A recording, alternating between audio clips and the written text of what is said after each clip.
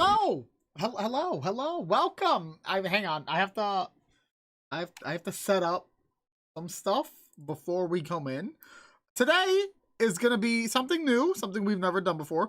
We are doing a fucking, what is the word I'm looking for? We're doing a just chatting, which we've rarely done on this channel, but we are learning about Warhammer, which I am joined by Bark and Reed, which, let me just unmute in Discord. Whoops.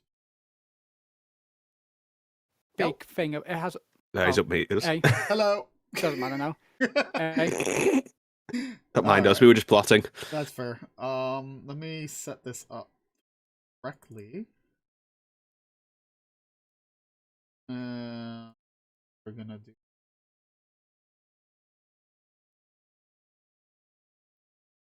No, you're not doing that. All right. Maybe we're not sharing the screen. Does not work. Oh, there it is. I got it. There we go. Cheers, thank you for the resub. There we go.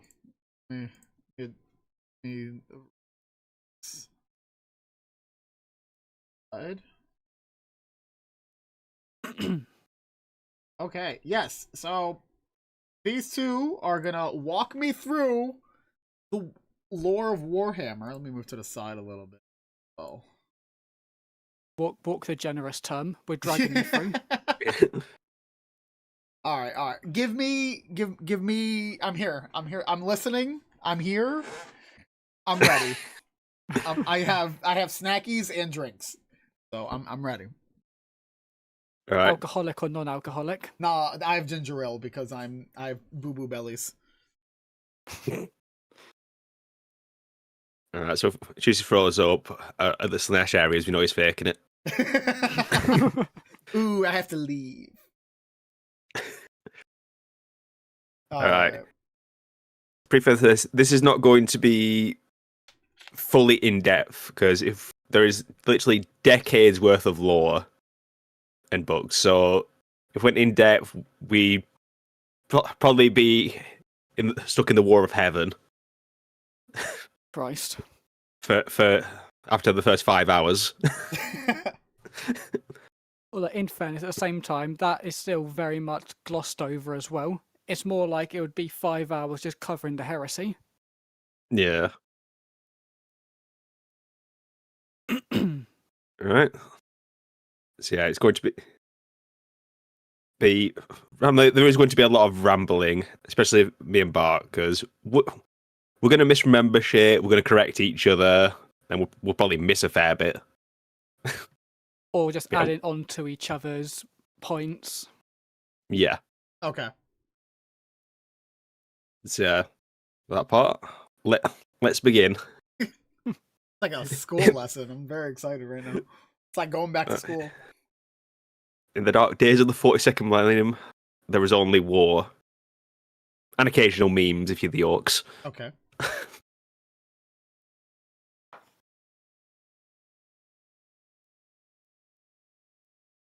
So yep, here's what of the rough timeline. Oh my god.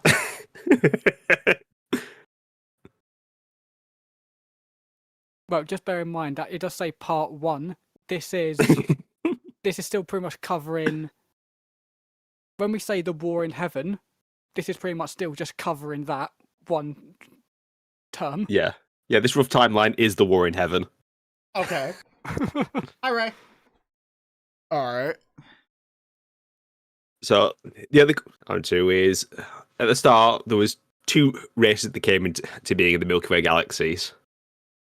A group known as the Old Ones, and essentially gas clouds that would feed off stars, that would later become known as the 𝐀𝐻 or the Star Gods. The Old Ones were masters of essentially the Immaterium, which is where all the psychic powers come from. Okay. And to easily get around, they started constructing the Webway network and seeding various planets with life. Because for the most part, the galaxy was dead. around roughly probably a few million years after this point, the Necron tier evolved on a radiation blasted world. And the Necron tier, the Necrons are those metal robot dudes? yeah, Yes, these are this is before they are how we know them currently. Okay. In essence, this is their origin story, I guess you could say. Oh, okay. yeah, the Necron tier generally had very short lives measured in a couple of decades. Like for them, 50 years old would have been basically the eldest, probably the eldest amongst them. They'd be lucky to live to 30 because of the planet they lived on was so blasted by radiation, they were pretty much born with tumours. Oh, okay. And most of their life would essentially be spent building their own tombs. Oh, wow. Oh, okay. Which is why, for Necrons, tomb cities are a thing. Because it's quite literal. Yeah. Eventually, the Necron tier achieved spaceflight and began settling other worlds. But unfortunately, at this point, the tumors in cancer were pretty much genetic. Yeah. And then they encountered the old ones, who had fantastical technology and the ability to manipulate biology. So the Necron tier asked them for technology to be able to fix themselves. The old ones denied them, and so the Necron tier united and declared war on the old ones. It didn't go well for them. Clearly not. That's where a couple of old ones showed up, essentially slapped them around, and then exiled their entire population back to their home world. Huh. And at this point, the Necrons are desperate, because now, not only do they have all their issues, their planet's now massively overpopulated. Because the population for about 100 worlds has just been crammed onto one. Oh, okay. That's a... Okay. So then, This is already looking starting off great, by the way. Oh, yeah. Don't worry, it all goes downhill from here. From there, they encountered the gas clouds that will come known as the 𝐀𝐤 and Star Gods. And basically desperate at this point, they took one of these Star Gods and crammed them into a body made of necrodermis, which was a special metal. Eventually, they would keep repeating this process, hoping that the 𝐀𝐤 would be weapons that would let them fight back against the old gods. Sorry, the old ones, not the old gods. But then one... Yeah, considering who they were, it's near enough name to describe them. Yeah, and on this process, the Necron tier would lose their physical bodies and get bodies of necrodermis. In this case, transferring from the Necron tier into the Necrons. Which are the skeletons. Skeletal dudes. Okay. I mean, just to add a bit more onto it, 'cause I know it is a very brief thing, but in essence, the 𝐀𝐤 offered the Necron tier immortality, which they did give them in a sense, but it was ripping their souls out, feeding on them, and then transferring their organic bodies into metal ones. Oh, okay. So for the time, they actually became slaves for the 𝐀𝐤. Huh. Yeah. It's why the 𝐀𝐤 that offered this would later become known as the Deceiver. For fairly obvious reasons. Deceiver, okay. So, at this point, the 𝐀𝐤, now with full physical bodies, rather than just feeding off stars, developed a taste for souls. And the old ones had the biggest and juiciest souls in the galaxy. Fair. So, okay, so the gods, the what is it? Corn is not around yet and stuff like that. Is that? No, later? none of the Okay. Chaos Gods are around. Oh, okay. The foundation for how they would come into being happened during the War in Heaven. Oh, okay. So at this point, the War in Heaven begins with the Old Ones on one side and the 𝐀𝐻 and their Necron armies on the other. Oh, okay. Where the Old Ones are essentially the masters of the Immaterium, which is the psychic realm, and the 𝐀𝐻 are pretty much gods of the physical realm, or the Materium.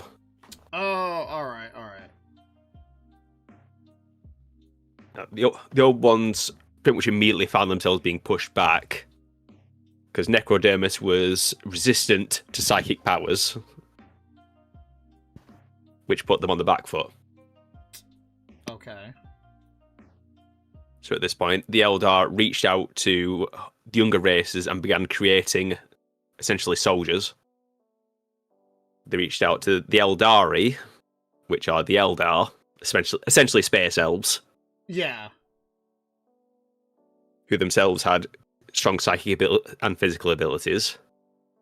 The Jokero, which are essentially orangutans with a gift for technology.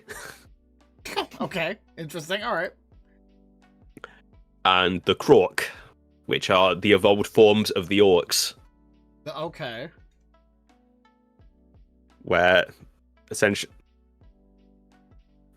every single Krork is the equivalent of a Primarch, which in the modern setting are pretty much like the highest tiers of beings. Alright. And there was trillions of Krorks. Oh, wow. Alright. And put it this way, there's only 20 Primarchs ever Oh, damn. Okay. in the modern setting. Again, it's one of those things where we'll definitely be coming back to talking about them at a later point. Yeah. Yeah. Yeah. If There's slides going further into depth, but this is just let's give you a primer and words so you understand it. Yeah. Okay. At this point, the Old Ones, still being desperate, began to manipulate the Immaterium, which is called the Sea of Souls. Because desperate for powers to try and push back the 𝐾𝐻 and Necrons, they begin manipulating it to the point where it becomes unbalanced.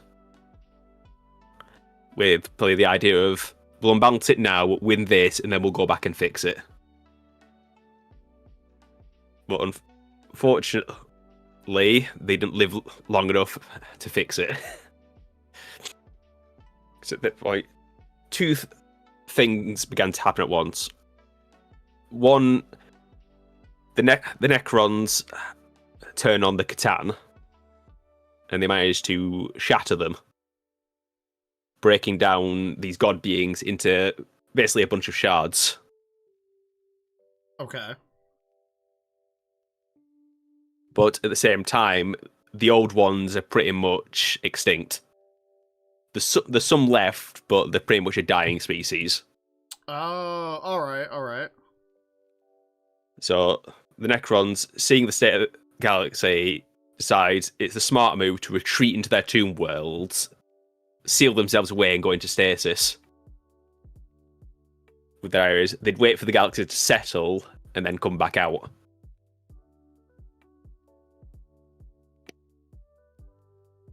As this happens, the Old Ones either die out or retreat from essentially the galaxy.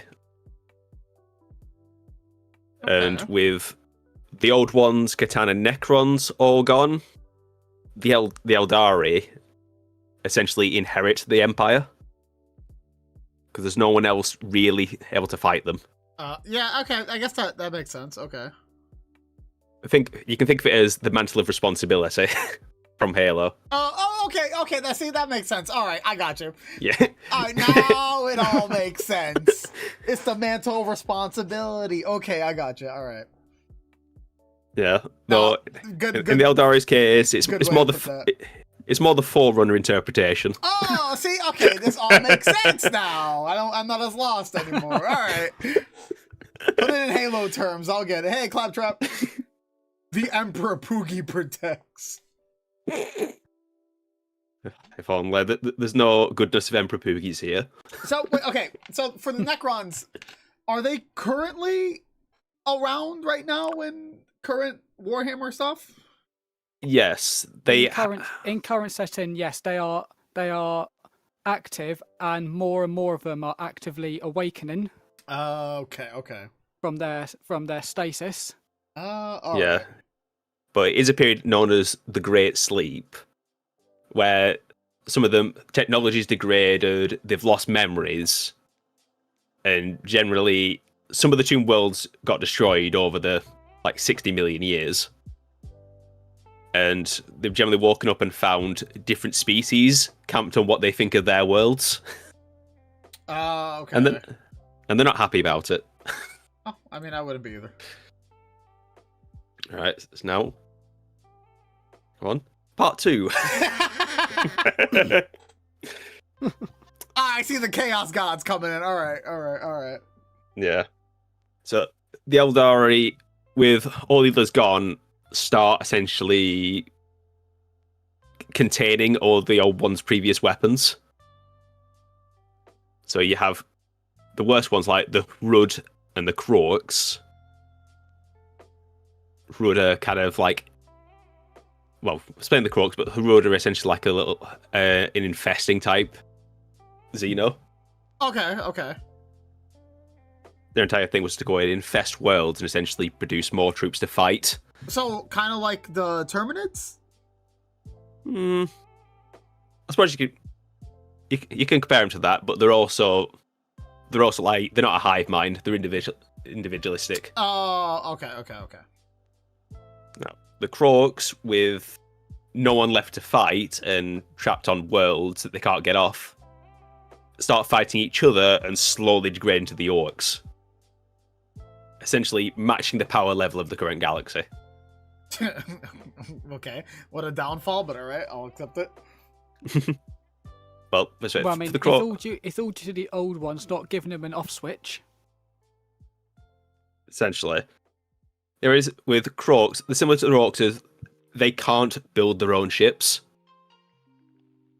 They can take over ships and strap engines to an asteroid, but they can't actually build their own. That was essentially the safety switch. It might be hard to get Kroaks off a planet, but without help they can't get to another planet, essentially. Okay. Now, at this point, a group known as the Cabal is formed, as they've noticed demons starting to appear in the warp. So they want to contain it. So how did the warp come to be? Is it just like, it's here kind of thing? Yeah, well, that comes down to... Has always sort of been a thing, but... Yeah, the warp's always sort of been a thing, but it used to be a lot calmer. But due to the war in heaven, it heavily destabilised it. And again, it'll most likely be coming up later on, because I haven't actually gone through this yet. But 𝐾𝐞, 𝐁𝐸, and 𝐶𝐻 would actually be brought into existence due to that war. Okay. Slaanesh came a lot later, and we'll talk about that as well, most likely. Okay. Yeah. So yeah, because initially the warp was obviously the Sea of Souls, and that's when it was calm and peaceful. But then, as the old ones messed with it for the war in heaven, and died off before they could fix it, it essentially started slowly degrading more and more, until it was no longer the Sea of Souls, it was the warp. Essentially, put it in there is, the Sea of Souls was a clean ocean. The old ones were desperate, so they polluted it as much as possible to try and get an advantage, and they weren't around to fix that pollution. Oh, okay. And it just kept getting worse. All right. And because they're linked, that pollution essentially started poisoning the real world as well. Okay. Right. And now, Homo sapiens appear. This is literally the earlier period where humans appear.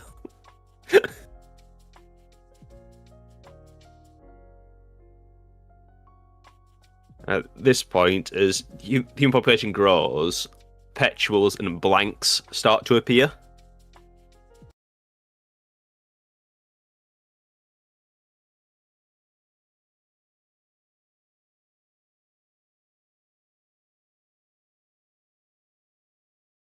The opposite of psychers, where psychers can manipulate the materium to do magic, essentially. Yeah. Blanks cancel it out, but they also feel wrong to every other species because it essentially triggers an uncanny valley effect.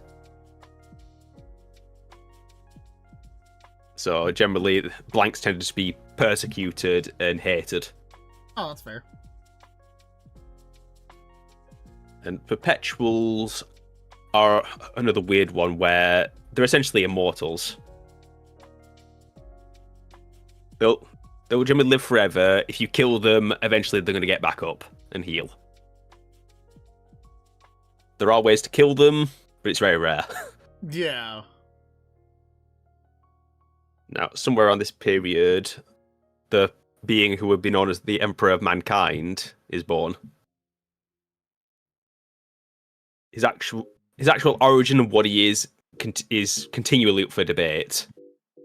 His theory is just a perpetual who was really strong. A bunch of shamans did a ritual sacrifice to merge themselves together to make him. Or he's actually just a regular human who's managed to prolong his life. Okay.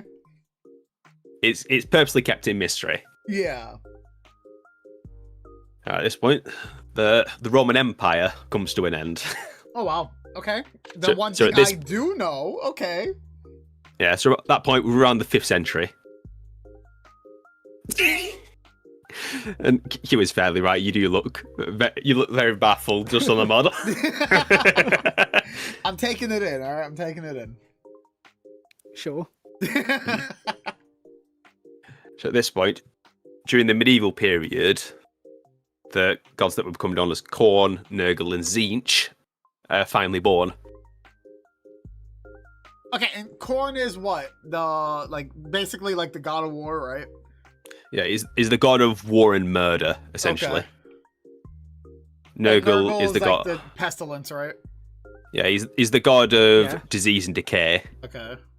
And 𝐏𝐻𝐿 is the god... essentially the god of change and manipulation. Okay. Like I said, they'll be further expanded upon later. Yeah. Now, a period that would become known as the Age of Terror begins, which would run from the year 1000 up to the year 15,000, where humanity just keeps progressing and eventually spreads out amongst the stars. Okay. Now, tens of billions of years later, the Eldari Empire begins to slowly but surely fall into decadence. Because the Eldari, essentially, they look similar to humans, but they also feel everything a lot stronger. A paper cut is debilitating injury. Eating a treat is ecstasy. Drama? So, all right. Essentially, they got into a feedback loop where they start slowly but surely ignoring their duties and just trying to reach the heights of pain and pleasure, just to cure boredom, essentially, because they're immortal. Okay. And this is mixed where the Eldari had a pantheon of gods whose entire purpose was to essentially absorb all the emotions they let out, so it couldn't affect the warp, and the warp couldn't affect them. But because they fell into decadence, they started ignoring the gods, and after some incidents, the gods essentially retreated and abandoned them. So, okay, so where are the gods now? Are the gods still around, or? That'll be covered in the next slide. Okay. Oh, okay. Yeah, more of it will be explained. Okay. I guess Yeah. we would sort of say very briefly. I guess most are dead. One's is in a weird limbo at the moment, and one's possibly imprisoned in Nurgle's garden. Oh. Okay. Fair enough. I get it. Yeah. So at this part, the Age of Terror ends, and so begins the Golden Age of technology, though the modern Imperium would call it the Dark Age. Because at this point, they start creating technological wonders that are pretty much magic. They start mass-producing AI, they start being able to travel around the galaxy instantly. They create small machines that can terraform entire worlds. Huh. And even develop weapons that can pop stars. Okay. That's... Okay. Okay. This way, in Imperial terms, even finding a fragment of the technology from this era will essentially progress them hundreds of years. Okay. That valuable. If you find, say, a bit of technology that lets you produce knives a bit sharper, that can promote you from a beggar to the ruler of an entire planet. Holy shit. Okay. That's how valuable technology is from this era. Holy crap. Okay. And that technology Reed just even fucking disappeared? Oh yeah, go on. That technology just disappeared at some point, or? Well, it's one of these things where again we'll most likely go over it more. But we've talked about it a bit before, but the whole war with the Men of Iron, where all of the AI revolted against us. Yeah. That destroyed a lot of things. That isolated a lot of worlds, destroyed lots of culture. It's one of those things where just due to everything that happened after that point, just our knowledge of keeping stuff working degraded. So some stuff could have just completely just broken down, and we just don't know how to fix it anymore. Yeah. Okay. But there are also things called STCs, or standard template constructs. It was pretty much just like a computer which had like a bunch of blueprints and files on it to show you how stuff could be made. Drink water, you dehydrated Even things bitch. like that. We lost tons of them. But it's like where Reed said about how designs to make knives sharper all came from those STC files, where finding some of them is extremely valuable and can aid the Imperium, but most of the time this stuff just aids us better for war, not for anything else. Yeah. At this point, the Eldari essentially, rather than just indulging themselves, start raiding across the galaxy and mass kidnapping people to drag them back to their core worlds to essentially torture them. Oh, okay. Because they view it as essentially it's a new experience, and they keep doing it and doing worse and worse things. Okay. And while this is happening, warp storms begin to spread across the galaxy. And essentially, warp storms is bleed over from the warp. Faster than light travel becomes more difficult. Time starts getting messed up. People start getting mutated if they hang around them too long. Yeah. Essentially, it's bad news, and they're starting to, rather than localized storms, it's starting to spread across the galaxy. Okay. And finally, the final part of the timeline, part 3.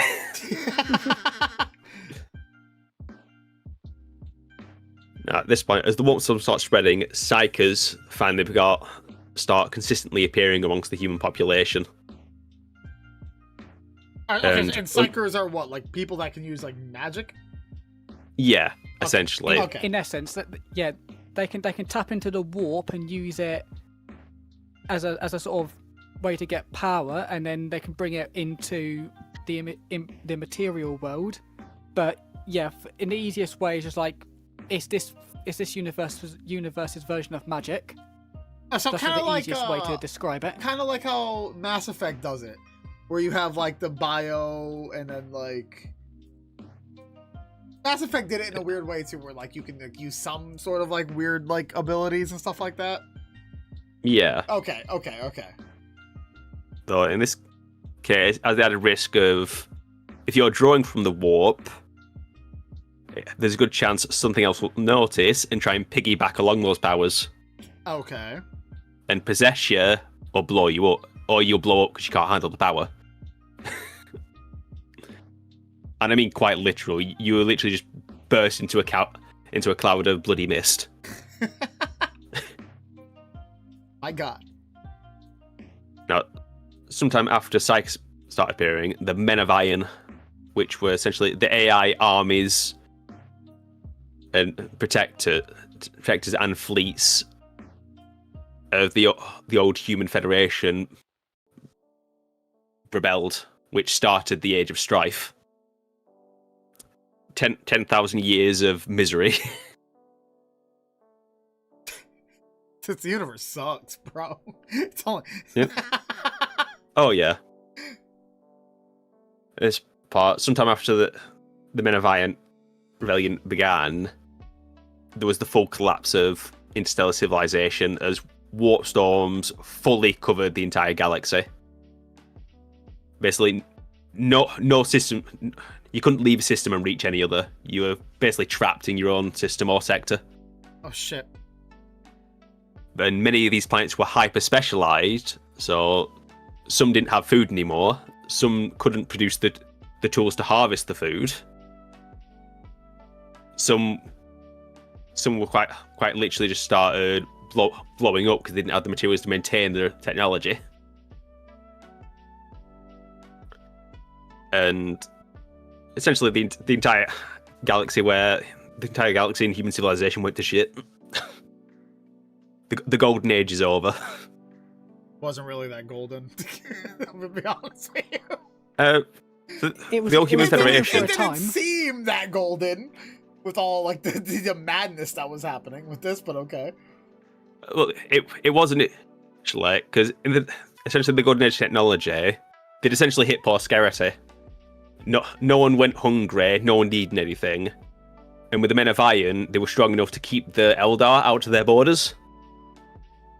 It was essentially a peaceful paradise. Yeah. Which is why it was such a shock when the Men of Iron then turned around and started killing them. Now at this point, Terra, which is basically an ecumenopolis, which is a city covering an entire world, falls into civil war because all the food's not coming anymore.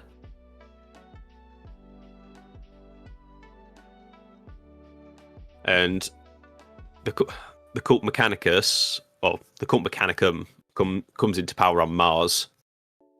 Rather than Mars being a place of learning, it becomes essentially a massive cult focused on technology. Okay. And now they're absolutely terrified of AI and automation. Because those things are what led to the disaster in the first place. Fair enough. So at this point, roughly 9,000 years into the Age of Strife, the Unification Wars begin. The Emperor, the one who would become the Emperor of Mankind, rose up and created the initial Imperium, declaring that he was going to unite Terra and all the human worlds by force if necessary. And he began conquering all the various nations and tribes that were covering Terra. Oh, which I just want to add, it isn't really that important, but just because I know Chusi will get a laugh out of it. Most of like the tribes and warlords during this time were known as techno-barbarians. Okay. Fucking metal, but alright. Yeah, it was essentially Mad Max, but with a lot more cybernetics. Oh, that would go hard. Okay. Oh, an important fact of Earth/Terra in this period of time: there's no water. Oh, nice. Yeah, the oceans are gone. Oh, okay, it's just water. It's fine.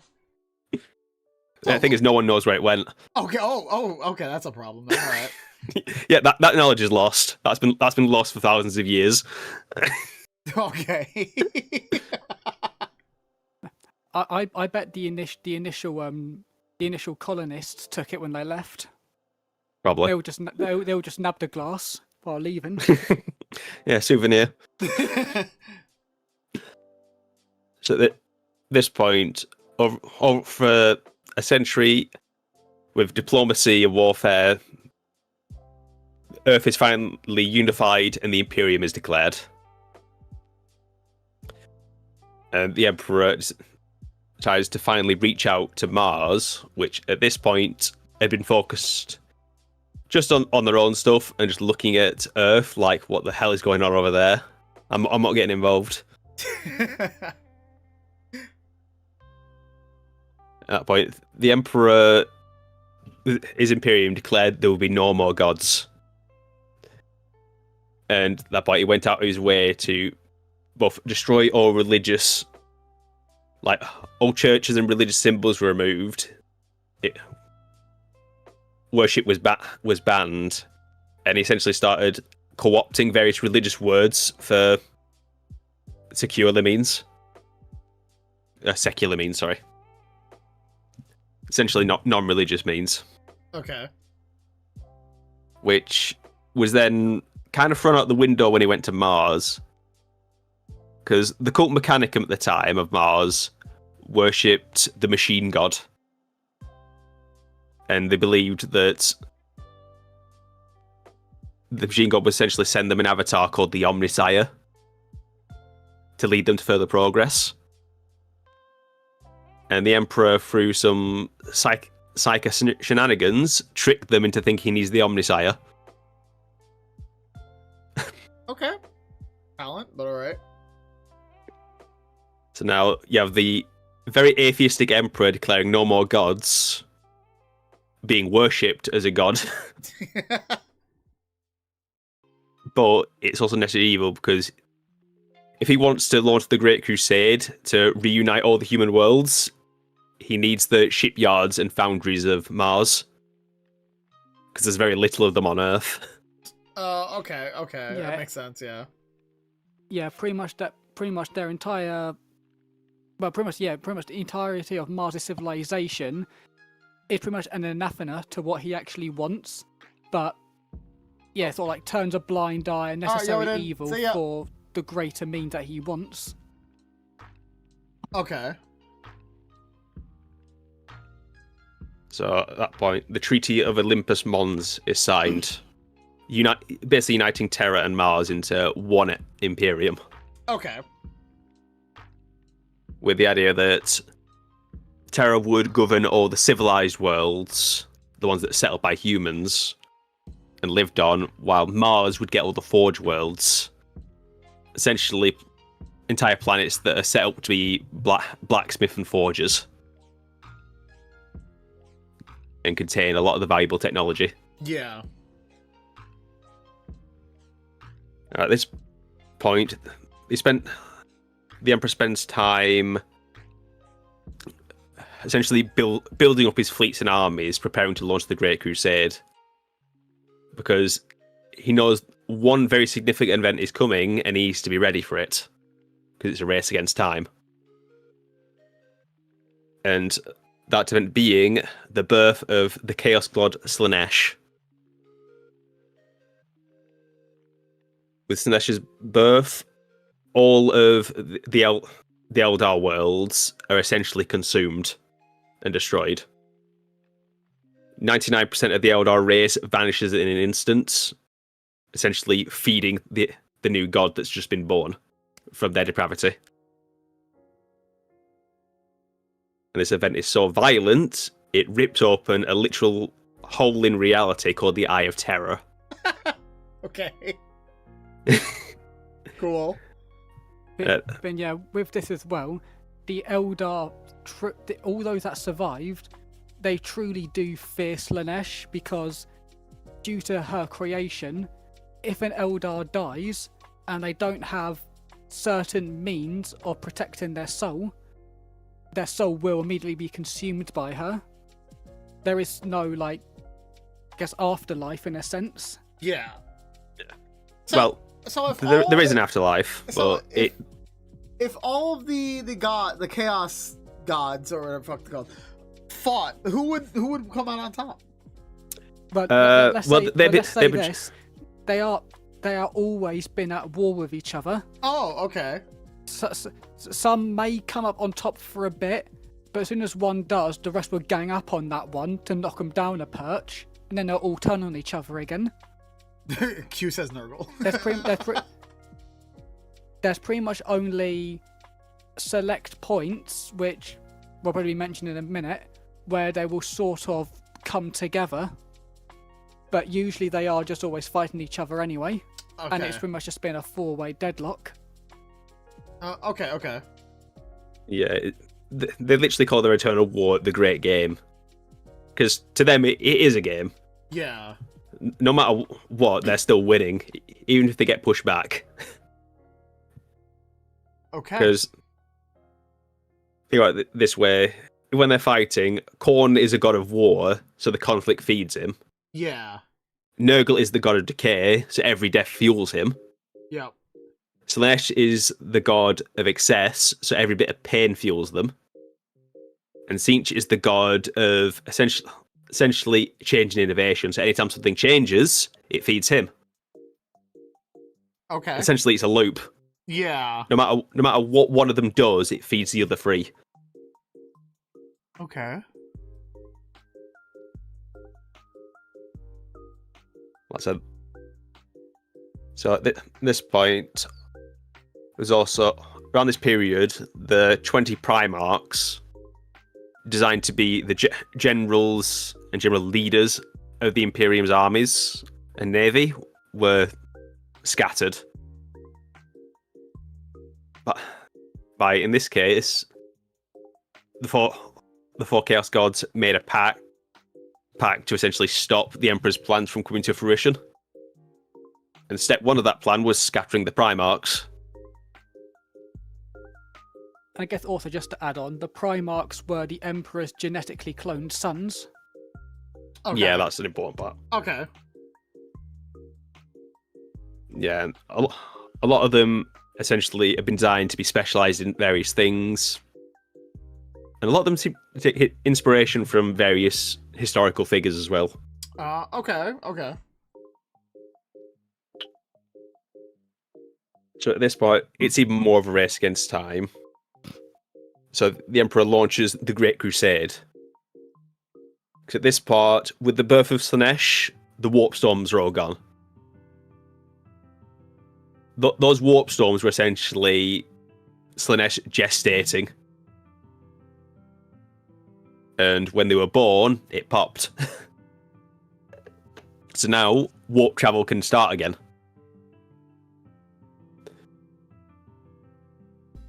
So as the Great Crusade begins, thousands of separate fleets basically launch in every single direction, trying to reach every single world they can, to either bring them in peacefully, which a majority actually accept, Yeah. to conquer them, exterminate them, which is usually saved for fully corrupted worlds that are made up as dangerous xenos, like, say, the orcs. Or if the humans are cooperating with unfriendly xenos. There were some cases in this period where some alien races would be peacefully brought into the fold, but those would mostly be wiped out by the time the Horus Heresy began, which was essentially an Imperium-wide civil war.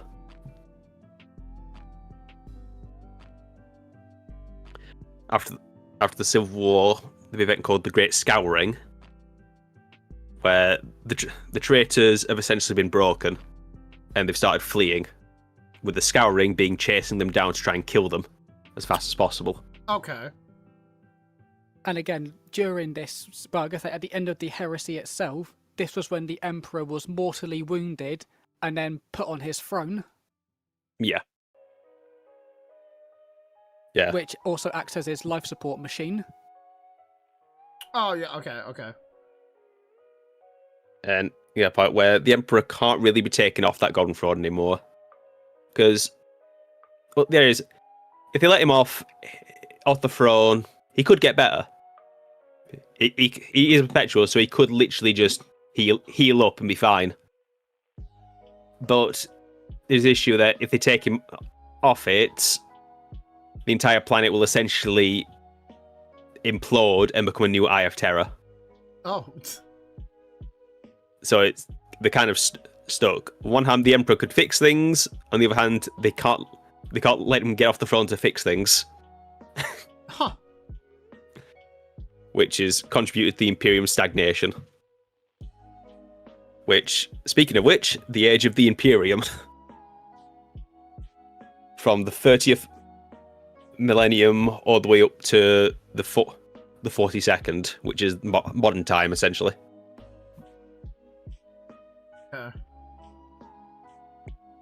During these 10,000 years, the Imperium's not really growing, but it's not really shrinking. It's essentially holding on to what it's got. Yeah.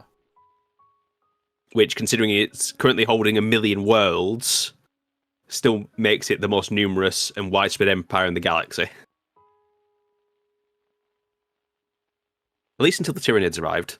Because at this point, over the next couple of thousand years, Tyranid hive fleets will start appearing in various parts of the galaxy. Slowly at first, but as we approach the 42nd millennium, they start speeding up. Rather than hundreds of years between their appearances, it's now 100 years, and then a few decades, then a couple of years, then every year. And while at the same time, the Necron dynasties have finally started waking up. Some of them are being stealthy, but others have just come out swinging and started purging basically all organic population they can find. Okay. Because in the Necrons' minds, this galaxy is theirs. They fought for it, and it doesn't matter if they fell asleep, they're having it. Yeah. So, some Necrons have shown to be a bit more diplomatic, relatively. But we can get into that later. Okay. Now, in the past 10,000 years, there's been, from the traitor side, there's been, which makes up the Chaos Marines, there's been 13 Black Crusades. Essentially. And with the 13th one, they managed to break the fortress world of 𝐏𝐤. Quite literally crack the planet open. And when that happened, because there was a special pylon on 𝐏𝐤 that was holding back the Eye of Terror from expanding. And when that pylon broke, the galaxy was quite literally split in two. Oh shit, okay. There is now essentially a warp scar stretching across the galaxy. And the Imperium's been split into two halves. There's the one in the south, which is called the Imperium Sanctus, where there's the light of the Astronomicon keeps them united, with the newly revived Primarch Guilliman at the helm, and the Imperium Nihilus, which is a bunch of which the worlds are mostly isolated, and they struggle to travel between each other. But they have started to restore order under the Blood Angels, led by Lord Commander Dante. And yes, that is actually his name. Okay. I was about to ask, I was like, is that his name?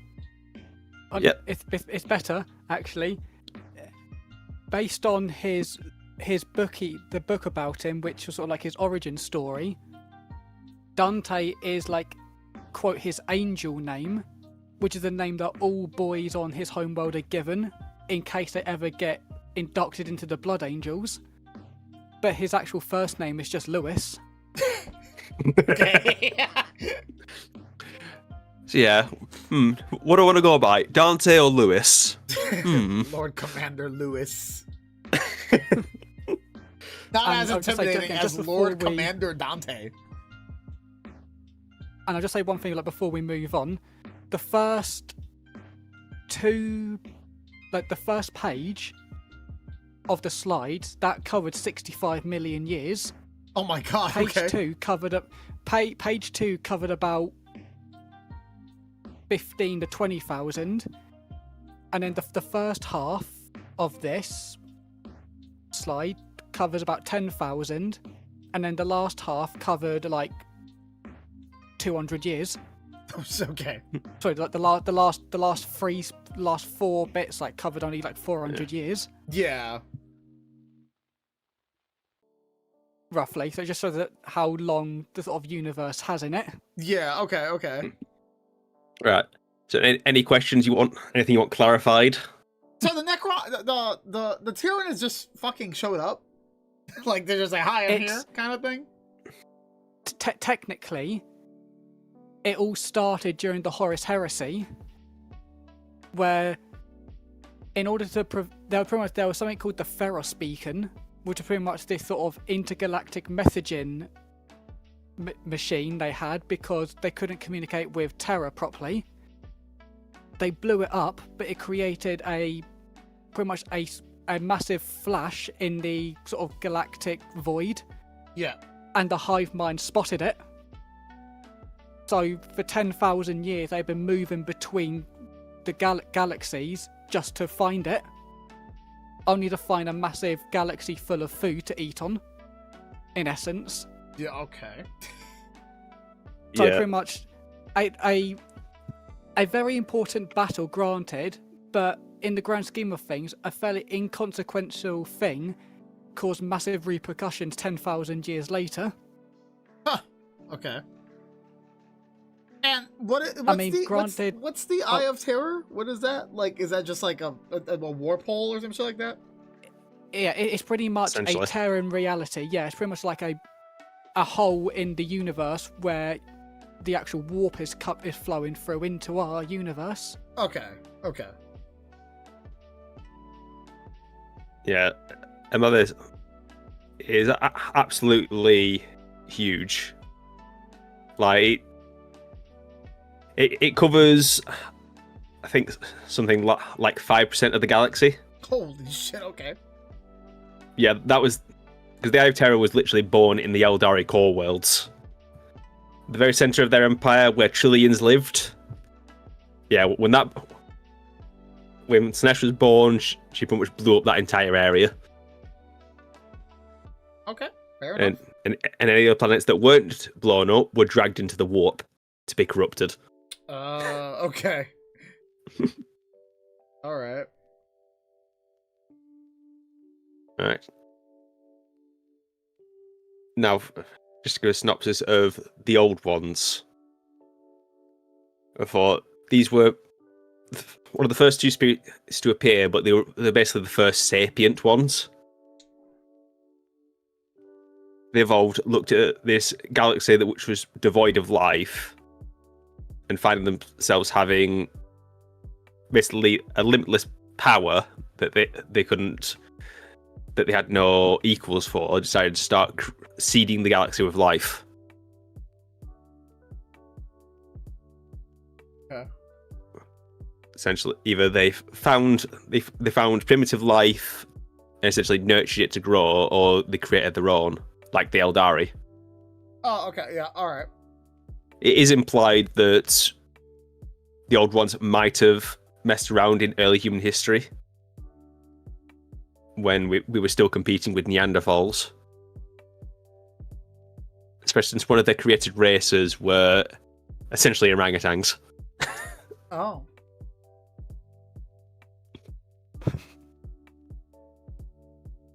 Yeah, it's hard to really voice just how powerful the old ones actually were.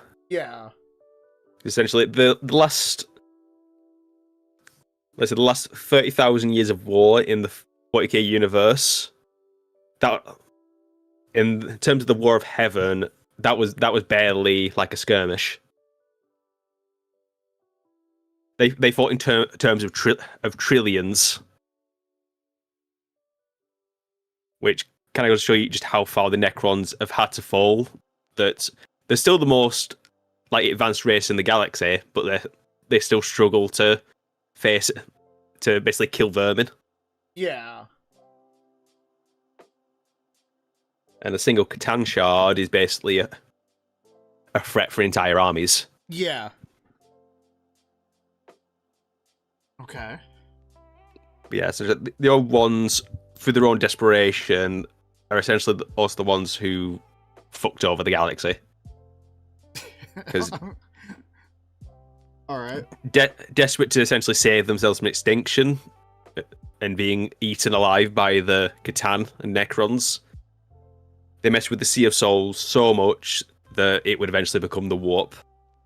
And the Warp is the reason the galaxy is so messed up. Okay. It's like I mentioned before, essentially, the Warp is a massively polluted ocean that is essentially poisoning all the land because of how polluted it is. Yeah. That's essentially the best analogy I can think of for it. No, that makes sense. And his image of the last old one that we know of. Oh, they're beautiful. He's a big boy.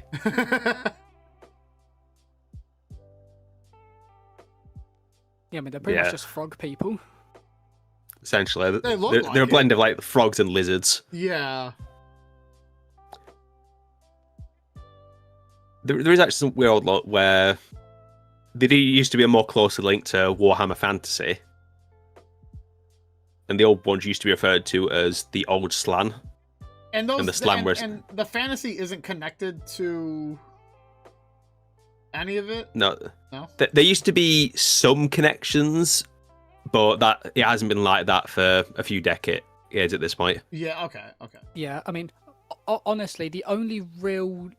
There used to be a number of different little nods, but honestly, really, the only thing we can really say is the Warp is really the only thing that connects fantasy to 40k, and that's just because the Chaos Gods are the same thing in both universes. Okay. Yeah, the connections were produced the Chaos Gods and the old ones, which were called the Slan in fantasy. They were pretty much very similar races. Yeah. I think initial fantasy was basically implied that the fantasy world was essentially what a world in the 40k universe, but that's pretty much just been pushed out now. Yeah. It's no longer canon.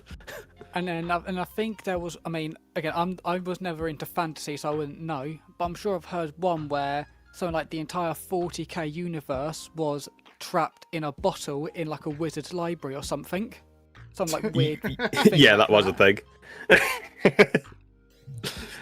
Yeah, like I said, fantasy's wizards were certainly the characters. Huh. Okay. But yeah, just for the most part, it's just easier just to say that they're not connected at all.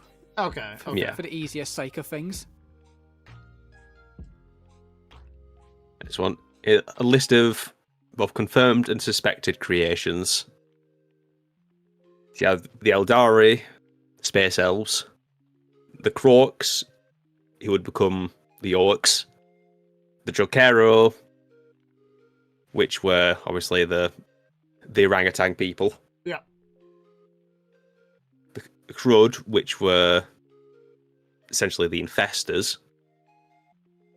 We don't actually know anything about the Nibs. They're implied to be essentially like living guns, but we also don't really know anything about them. It's just like passing knowledge. It's the same for the Rashan. we know there were a warrior race that fought for the old ones, but we don't really have the info on them anymore. Yeah. And humans, because like I said, it was given confirmation that they did something with us. Whether that was just to give us, whether they directly created humans or they just gave them a little push. Yeah. That is not yet known. There's several others that are in the modern day which are suspected but not confirmed. The 𝐏𝐢𝐻, the Rangda, and the Slough, which are essentially some of the most monstrous Xenos you can get. The Slough are essentially... They're essentially a massive colony of parasitic worms. Oh, like the 𝐏𝐢𝐻𝐞𝐫 from Halo. Okay. Yeah, they're a lot more vicious. Okay, fair enough. These ones will directly just eat people alive. Oh, that's nice. And they have also been known as puppet masters, where it's implied they've manipulated various other races to attack their enemies. The 𝐏𝐢𝐻 are essentially giant bat people. That's a new one. Okay. Where, while they were extremely strong, they weren't. Where the point where one of them could apparently, some of the stronger ones could basically fist fight a Primarch. Huh. But eventually they were taken down because they're essentially they'd spent the entire 10,000 years of the Age of Strife just preying on humans. And finally, the Rangda were one of the most dangerous Xeno empires the Imperium encountered. The Imperium had to dedicate hundreds of regiments and divisions, 3 legions, and the Emperor and his custodians themselves had to get involved to defeat them. Huh. And it's implied an entire legion died trying to wipe them out.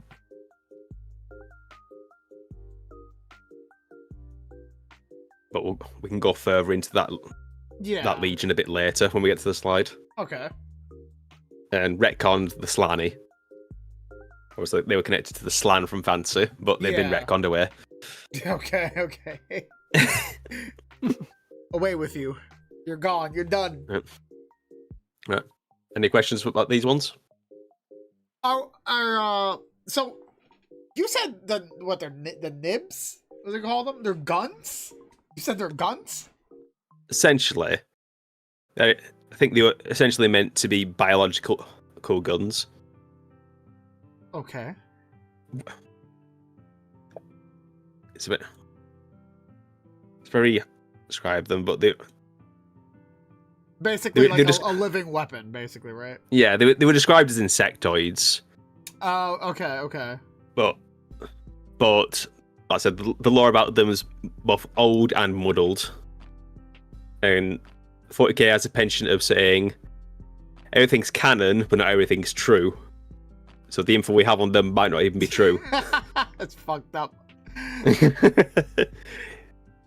Okay. Yeah, it's an easy way. It's an easy way to get around the fact that it's been around for decades and it's had countless writers. Yeah.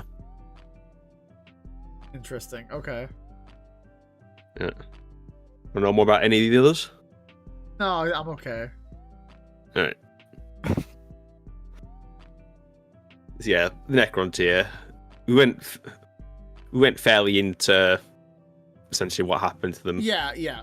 Before. But yeah, like I said, their entire worlds were covered in tomb cities, as they would pretty much always die within the first few decades of life. Isn't there a game? Is there a game based off the Necrons, or like?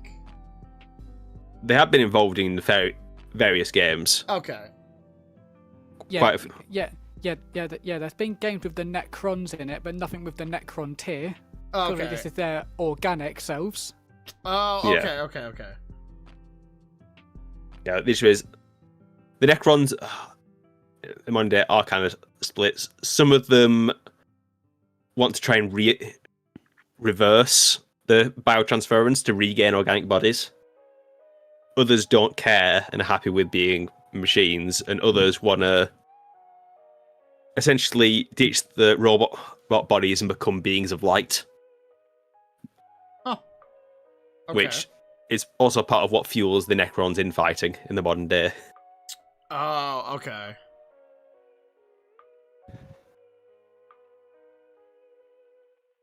And obviously the modern Necrons. The big spooky Egyptian skeletons with their disintegrator guns.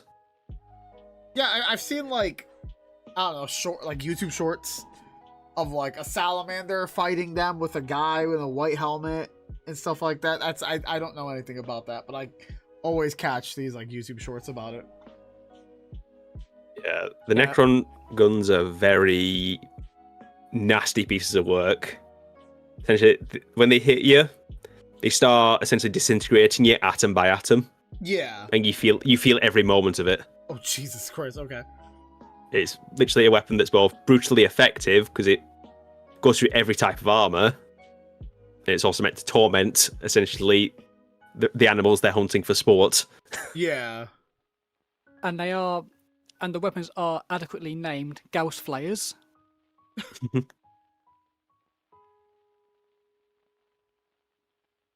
Yeah, so past couple thousand years, they've slowly started to wake back up after their like 65 million year rest. Yeah. But generally, in some cases, they've fallen into disrepair. Some of them have failed entirely. Some have woken up on empty worlds and they're happy enough. Others have woken up and they found, well, most commonly humans or Tau settled on them.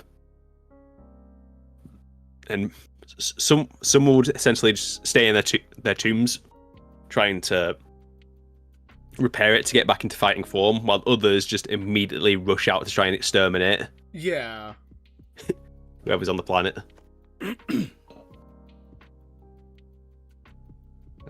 And now for the real struggle, trying to say the Necron dynasty names.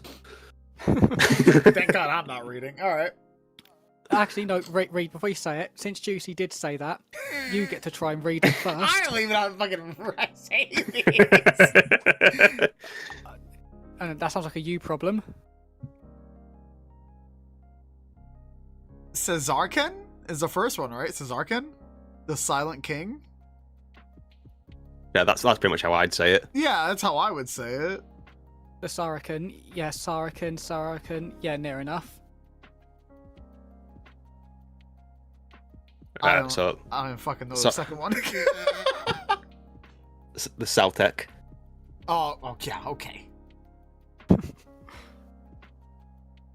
Then the Novok. Novok, yeah. Contras, you should be able to say this one. The 𝐿. Is that how you say it? 𝐿? Probably. Almost.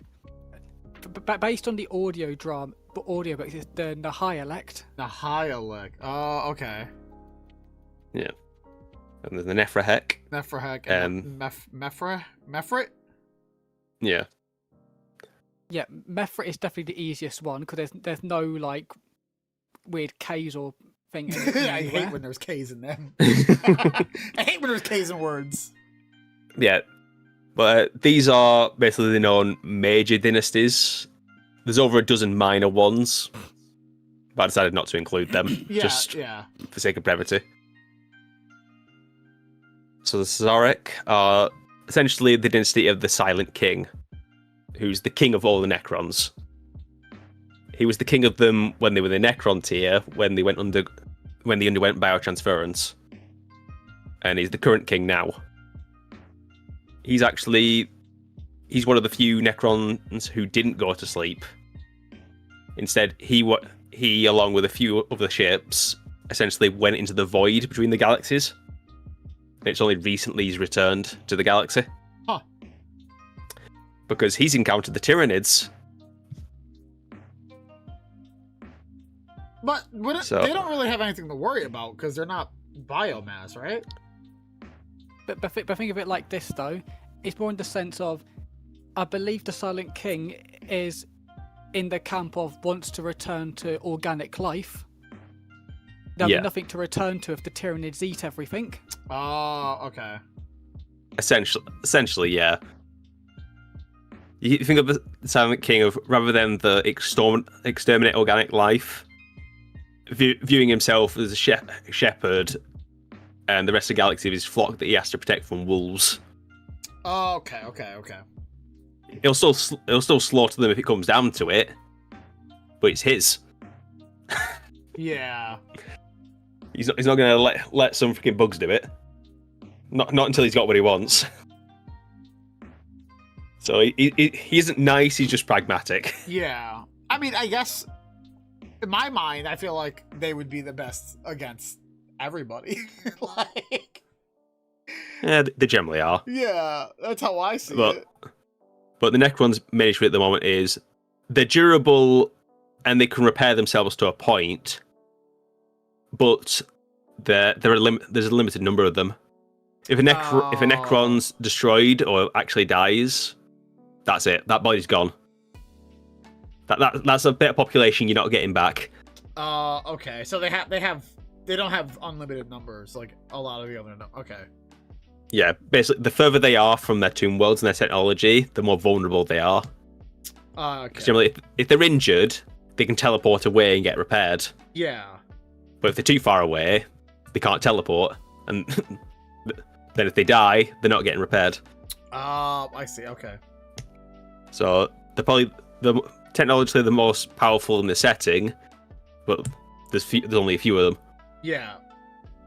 And it's also the fact that it's like with many things in the setting, is that they're not at their most powerful, and there is infighting. Like definitely, if they all awoke, all without question, all fell under the Silent King's banner again, they will definitely like just sweep everything. Yeah. Yeah. Which brings us into the next one, the Sautek, the Awakened Rebels, who are essentially trying to overthrow the Silent King. They've woken up, isolated, started killing everyone around them, and decided they don't need to listen to authority anymore. And declared that their leader's basically declared himself king, and he's already started fighting the Silent King's faction. Okay. Which means the Silent King's bit too occupied because he's trying to prep for the Tyranids, trying to negotiate with some of the Imperium factions, dealing with rebels. Toonwell's not listening to him, and his old subordinates kind of undermine him. Yeah. Next one we have the Novok, which are the Red Conquerors. Essentially, they've woken up and they've launched their own crusade, where they're going to try and wipe out everything. No niceties, no pausing. They're going to kill everything they can see. Which has now put them on a war on multiple fronts against pretty much everyone they've encountered. And they're also isolated away from the other Necron dynasties, so no help there. Yeah. Next one. Oh, I've already forgotten how to pronounce this one. In a high, Alex. Yeah, them. There's the Proud Isolationists, where they've more or less awoken in an empty spot of space. They're pretty much just minding their own business and researching, trying to look for various solutions or to essentially fix themselves up. But if you intrude in their territory, they're going to hunt you down very quickly. Oh, I was like, oh, they sound peaceful. And then never mind. Yeah, the thing of they're not going to come and attack you, but if you intrude in their territory, then they're going to exterminate you. Understandable. But no one really knows what they're up to. But they have been ignoring the Silent King's calls. Yeah. Then there's the Neferek, which are the Ascension Seekers. These ones are in the galactic core, and essentially have been trying to figure out how to turn themselves into beings of light or energy. They don't want to go back to being biological. They don't want to be machines anymore. They want to essentially become beings of light. Yeah. They want the old forms of the Catan without any of the downsides. Okay. And again, they're not necessarily going to hunt people down, but if you're in an area where you have something they want, they're just going to move in and clear them out. With prejudice. Lots of prejudice. And next one is the Mefrit, which are fairly unique in the Necron's case, in that the Overlord, which is generally the leader of one of the dynasties, died in the Great Sleep. So now you have basically a dozen different Necrons trying to claim overlordship. And none of them can really secure enough power. While at the same time, another Necron faction called the MeikaNova are essentially trying to slowly puppet those factions to get a dynasty under their thumb. Okay. You can think of the MeikaNova as essentially the Necron version of the Mechanicus. Okay, alright. Yeah, none of the Necron really trust them, but they provide really good weapons. Yeah. So they were pretty much left alone. They're good arms dealers, I get it. More or less, yeah. Okay.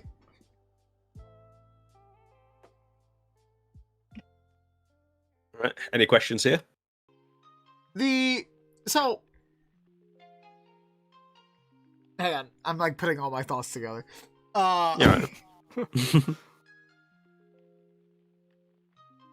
So, is there a way to like...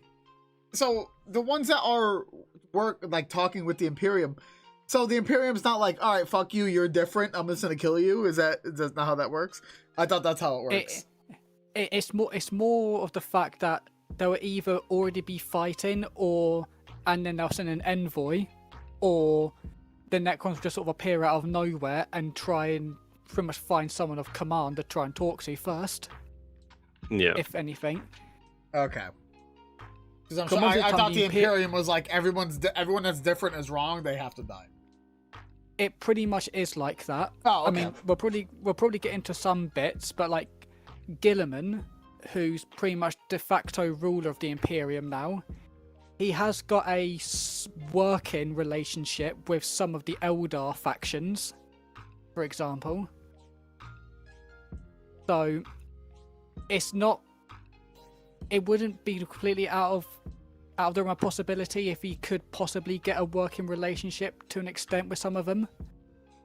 I mean the Blood Angels, for example, they have actually fought side by side with the Silent King against the Tyranids.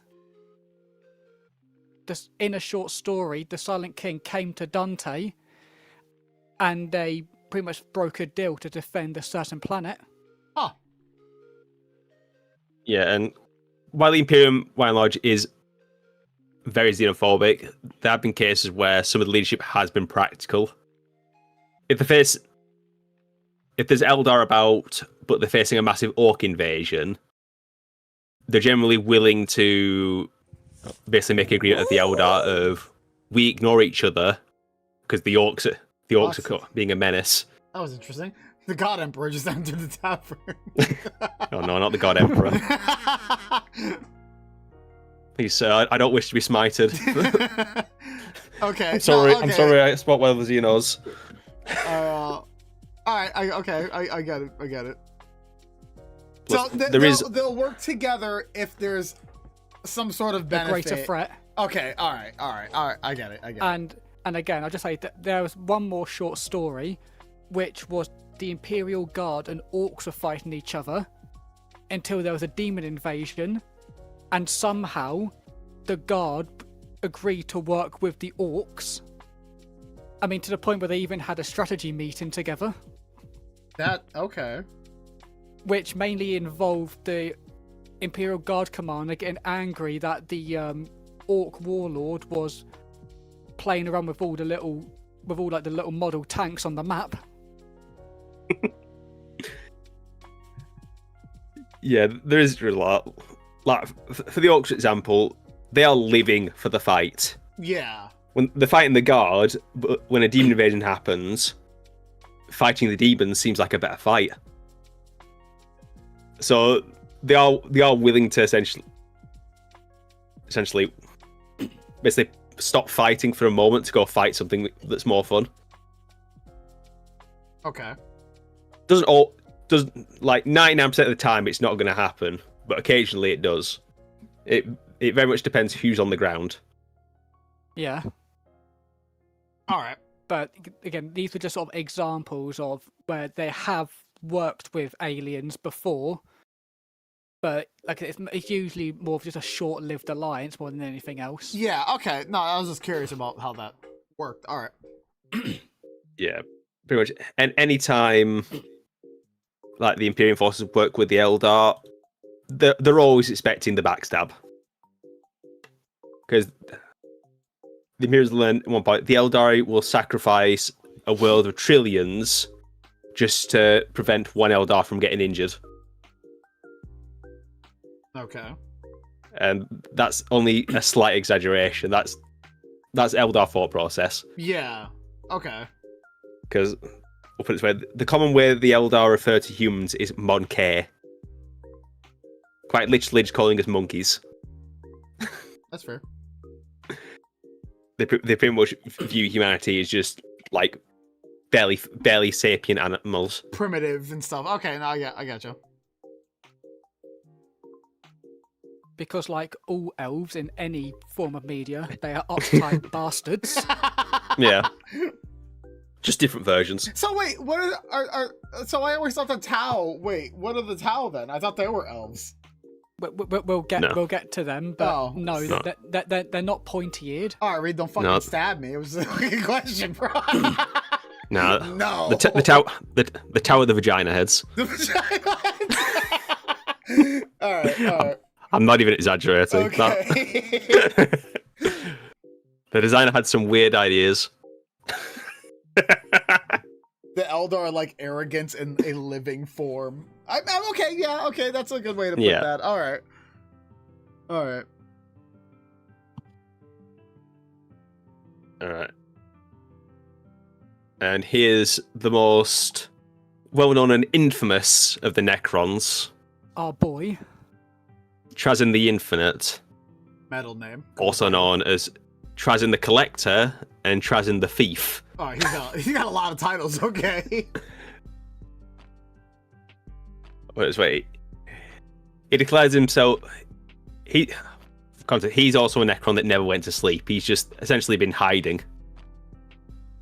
Okay. And he declares himself that he's a preserver of galactic history. And he's got to the point where pretty much everyone has a shoot on sight order for him. Oh, okay. From Even Necron dynasties. Yep, especially his people. Oh, okay. That's wild. The thing is with 𝐀𝐻𝐿, he's essentially an RPG protagonist. He will steal everything that he can.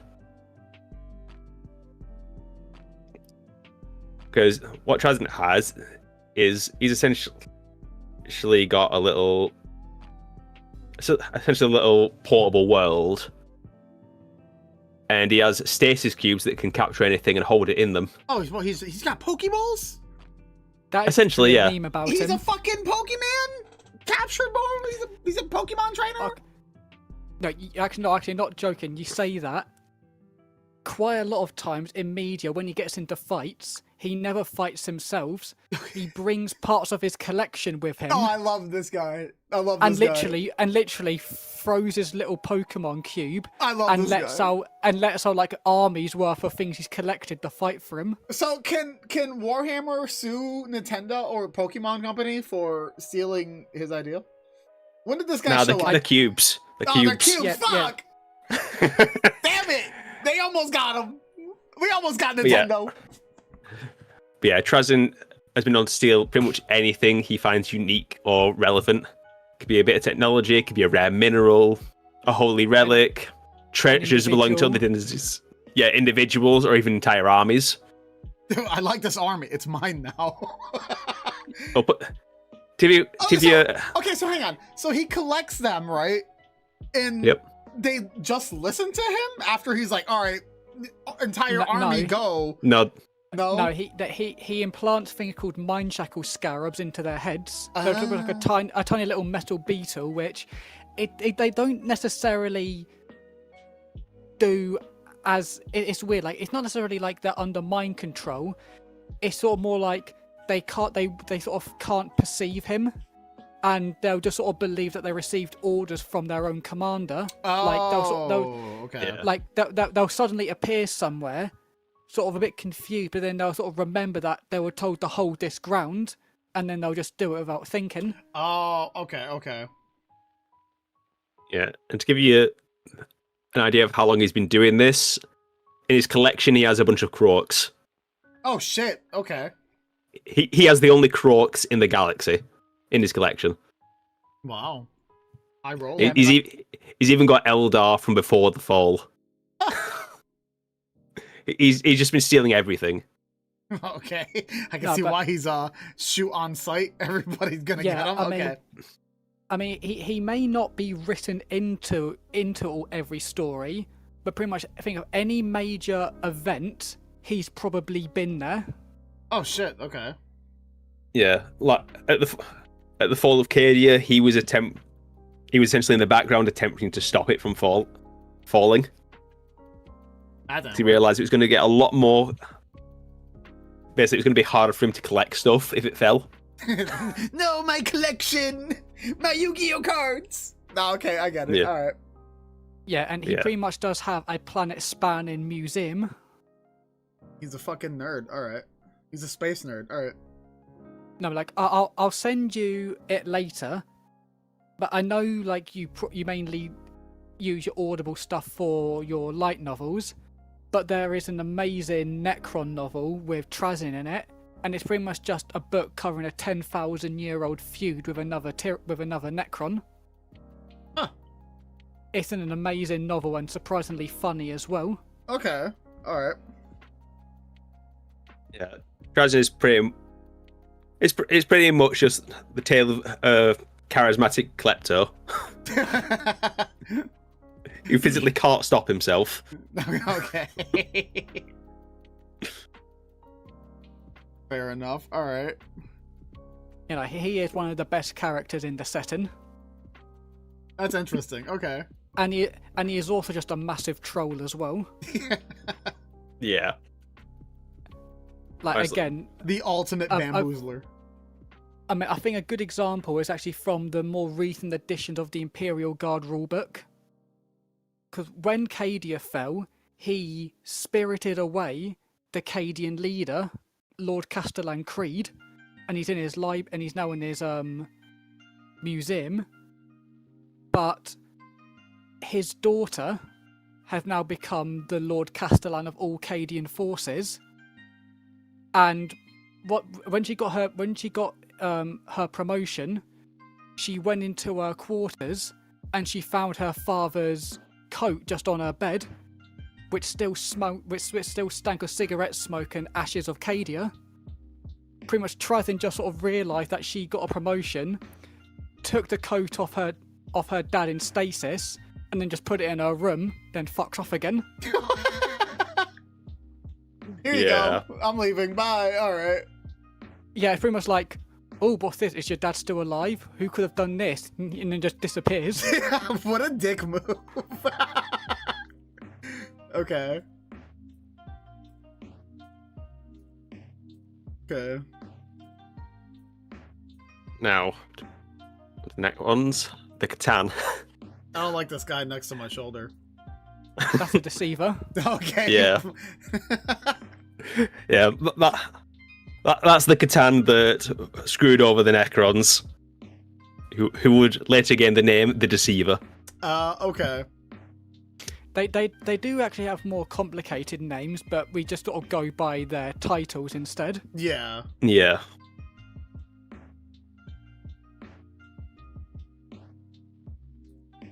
Yeah. So the Catan, also known as star vampires or star gods.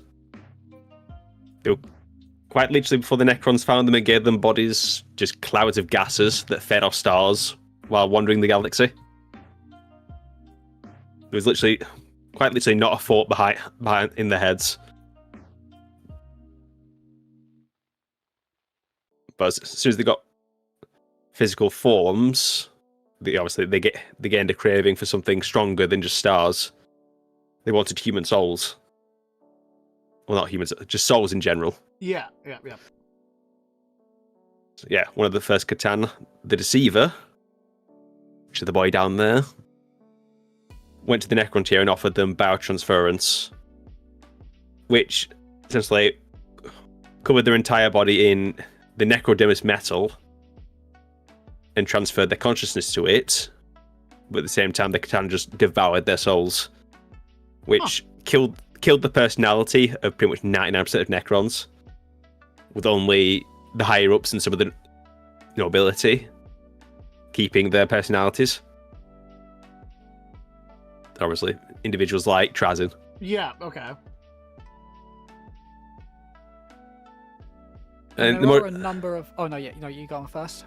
Yeah, in the modern 40k, you'll never actually face a full Catan, but you'll face Catan shards, which essentially, when the Necrons finally broke free and turned on the Catan, when they killed them, because the Catan can't really die, they just shattered into basically hundreds of pieces. Yeah. All with fragments of the powers. It is suspected that there's a Catan buried under Mars, one that's called the Void Dragon, which may be the source of the Mechanicum's obsession with technology, but it could also be unrelated. Yeah. They've never confirmed it. Cowards. There's a lot of non-confirming of things, huh? They just want you guys to fucking suffer, huh? Yep. But that's one thing that makes it interesting. Yeah, because it's always like speculation, and people build off the speculation, and then that somehow becomes canon in some way. And okay, I can see it. Yeah, but going on talking about the Void Dragon as well. Yeah, it's one of the things where it's very. We still don't know the full extent, but when we were talking about the creations from the old ones with the Rangda, that whole war was known as the Rangdan Xenocide, and it is described in one of the old heresy black books, which are like these massive rule books they used to sell. It was mentioned that the Emperor released something from the Noctis Eterna under Mars. So we don't know what it was, but it's suspected that he actually unleashed the Void Dragon on them.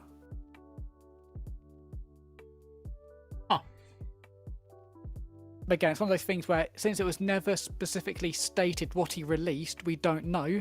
Yeah. But that's the only major thing that sort of hinted to be there. Yeah. Interesting. Yeah. It's one of those things where there are a couple others. There's probably a few others that I forgot, but there are another 2 named Ctans as well. There's the Nightbringer and the Flayer. Yeah, the Flayer is actually responsible for essentially a diseased faction of the Necrons. They get infected with something called the Flare virus, where the cold and emotionless Necrons essentially gain a desire to wear flesh. Oh, Jesus. Okay. So they get specific guns. His entire thing is when they shoot someone, it'll essentially rip all the skin off them. Holy shit. And then the Flare Necrons will just wear it. Okay, that's metal, but alright. Yeah, it sort of starts off as sort of like a need to be clothed. They sort of know something's off. It's very, but then it sort of devolves more into more an animalistic thing. They sort of completely lose all personality and, I guess, free thinking, essentially. Yeah. Yeah, pretty much. When a Necron's infected with the Flare virus, they're pretty much always banished and sent to an isolated part of the galaxy because they don't want that spreading. Yeah. They're essentially treated like lepers. Okay. And again, in the same way with that same Necron novel I said about, Trazyn actually has to fight a Blade One, and afterwards he's put into quarantine for 50 years. Oh shit, okay. Yeah. Yeah, even the Necrons don't really know how it's spreading. Yeah. But it's suspected to be a curse from the Flare, either from his shards or when they killed him. Yeah.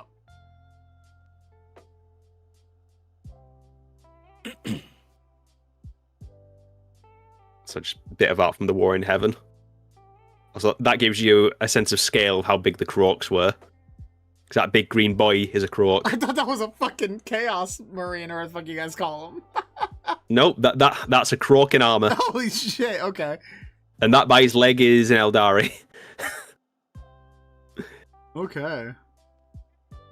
So yeah, that gives you a sense of scale of how much the Orcs devolves. Yeah.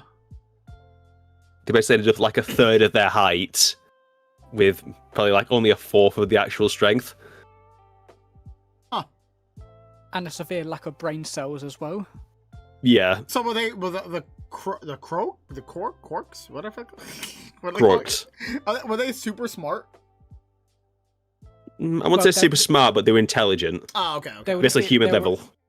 They were a damn side more intelligent than the current Orcs are. Okay, yeah. Okay.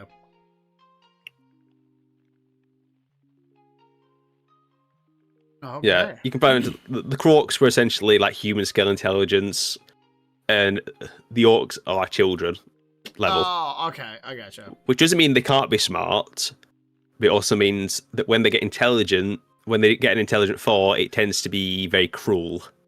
Yeah. There's Orcs have set up essentially human farms to essentially just farm humans for food. Oh, okay. They don't need to do that. But they just had a fort and thought, you know what, that's a neat idea. So if you don't fight back, you put in the farm. Yeah. Because the Orcs don't even need to eat them. That's a statement if I've ever heard one. Yeah. Okay. Yeah, you can see all thing up there, just Eldari fighting Necrons. You can see giant Titans fighting Catan in the background. Yeah.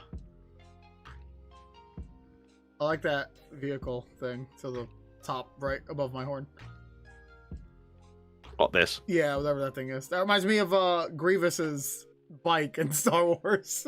I don't know why, I can see it though. His fucking weird bike that he uses.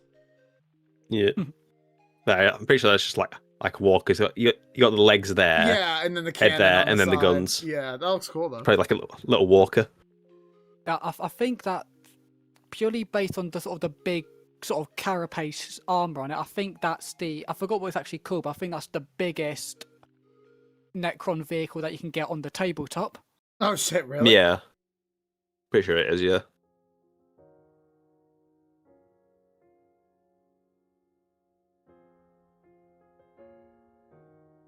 Since that sparks it, I need to get the old book out just to find the name for it. Oh, I've taken his brain now. He has to go look. You can hear it moving and get it. Yeah, you can hear the pages turning. Oh, where are you bastard?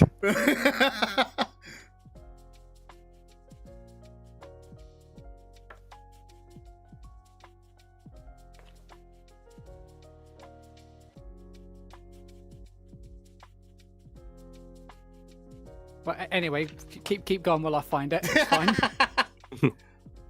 Alright. So, it's just further points of the consequence of the war in heaven. Yeah. All ones pretty much go extinct or retreat from galactic affairs. Catan broken up and sealed away. Necrons retreat and go into stasis. Eldaria become the dominant power in the galaxy. Sea of Souls continues to degrade. The Eldari quarantine all the bioengineered warriors of the old ones. And the Kroak devolve.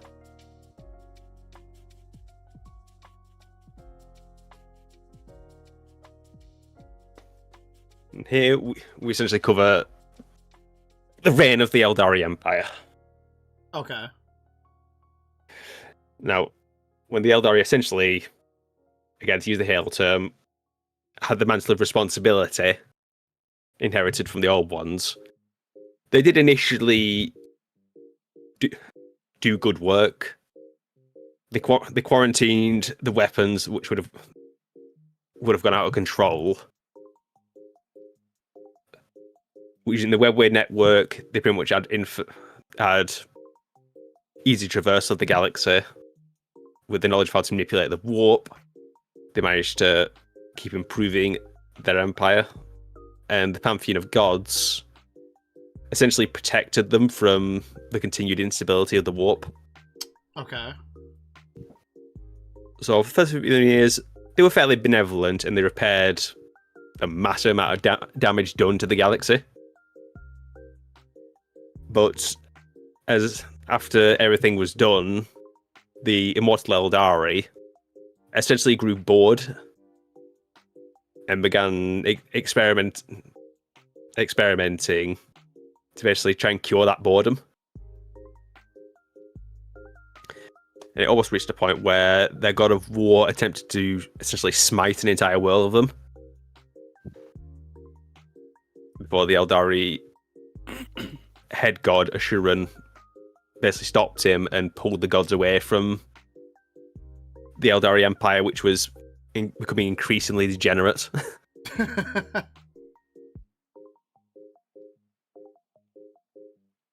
Now, this degradation wasn't global because you had a few different factions that basically looked at it and decided they didn't want anything to do with it.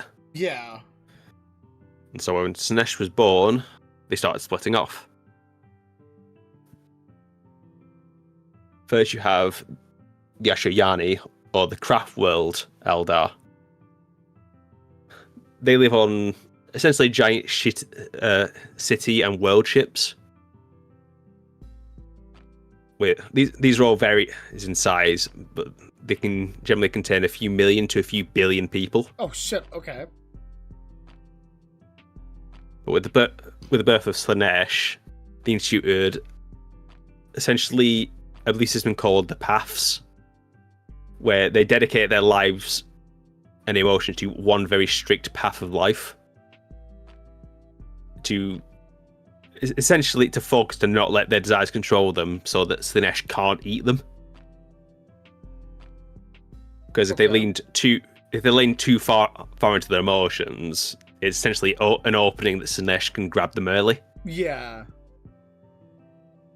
Now, there's various paths, and they can switch between the path, but that's usually measured in centuries. Simply because they are pretty much immortal. Yeah. But when they do die, every Eldar carries what's called a spirit stone. So when they die, their soul is pretty much instantly captured by that spirit stone and stored inside. Huh. Then the other Eldar will go and collect it and essentially bring it back to the craft world. And over thousands of years since the Eldari Empire blew up, they've collected a lot of spirit stones. And new Eldar are born, but it's a very slow process. Yeah. So can they come out of the spirit stones or? No. No. But okay. But they do technically have their own type of dreadnought called Wraithguard, and they're pretty much controlled by a spirit stone. Okay. In essence. So that's the nearest sort of thing like you could technically have to like someone coming back from a spirit stone, but even then it's not. It's literally just controlling it. Most of the time they can't speak, and they pretty much need a handler to sort of keep them on track, or they might just sort of like space out. Yeah. Yeah. I will admit, Eldar lore isn't my strongest point. This is just sort of stuff that I sort of hear bits and bits of. Yeah. Oh, don't worry, it's not mine either. So me and Bar are both. We've got a lot of Imperium focus with an extra bit. So I think Bark's focus more on Tyranids. I focus more on Orcs. Essentially. Yeah.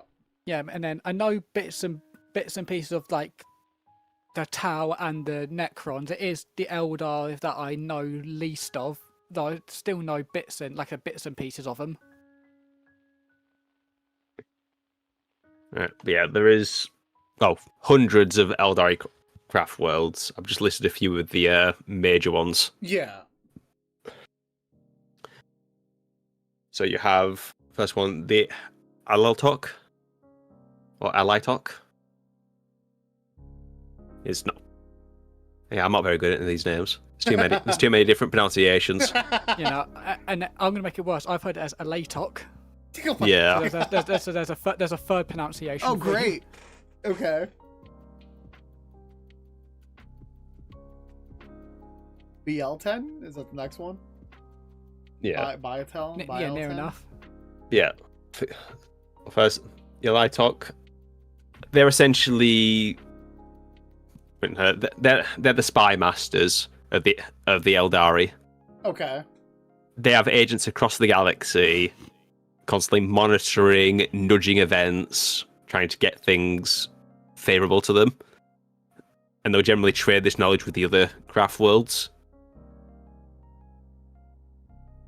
So while they might not have the best military, generally they have a finger to the pulse of most things in the galaxy because they're always watching.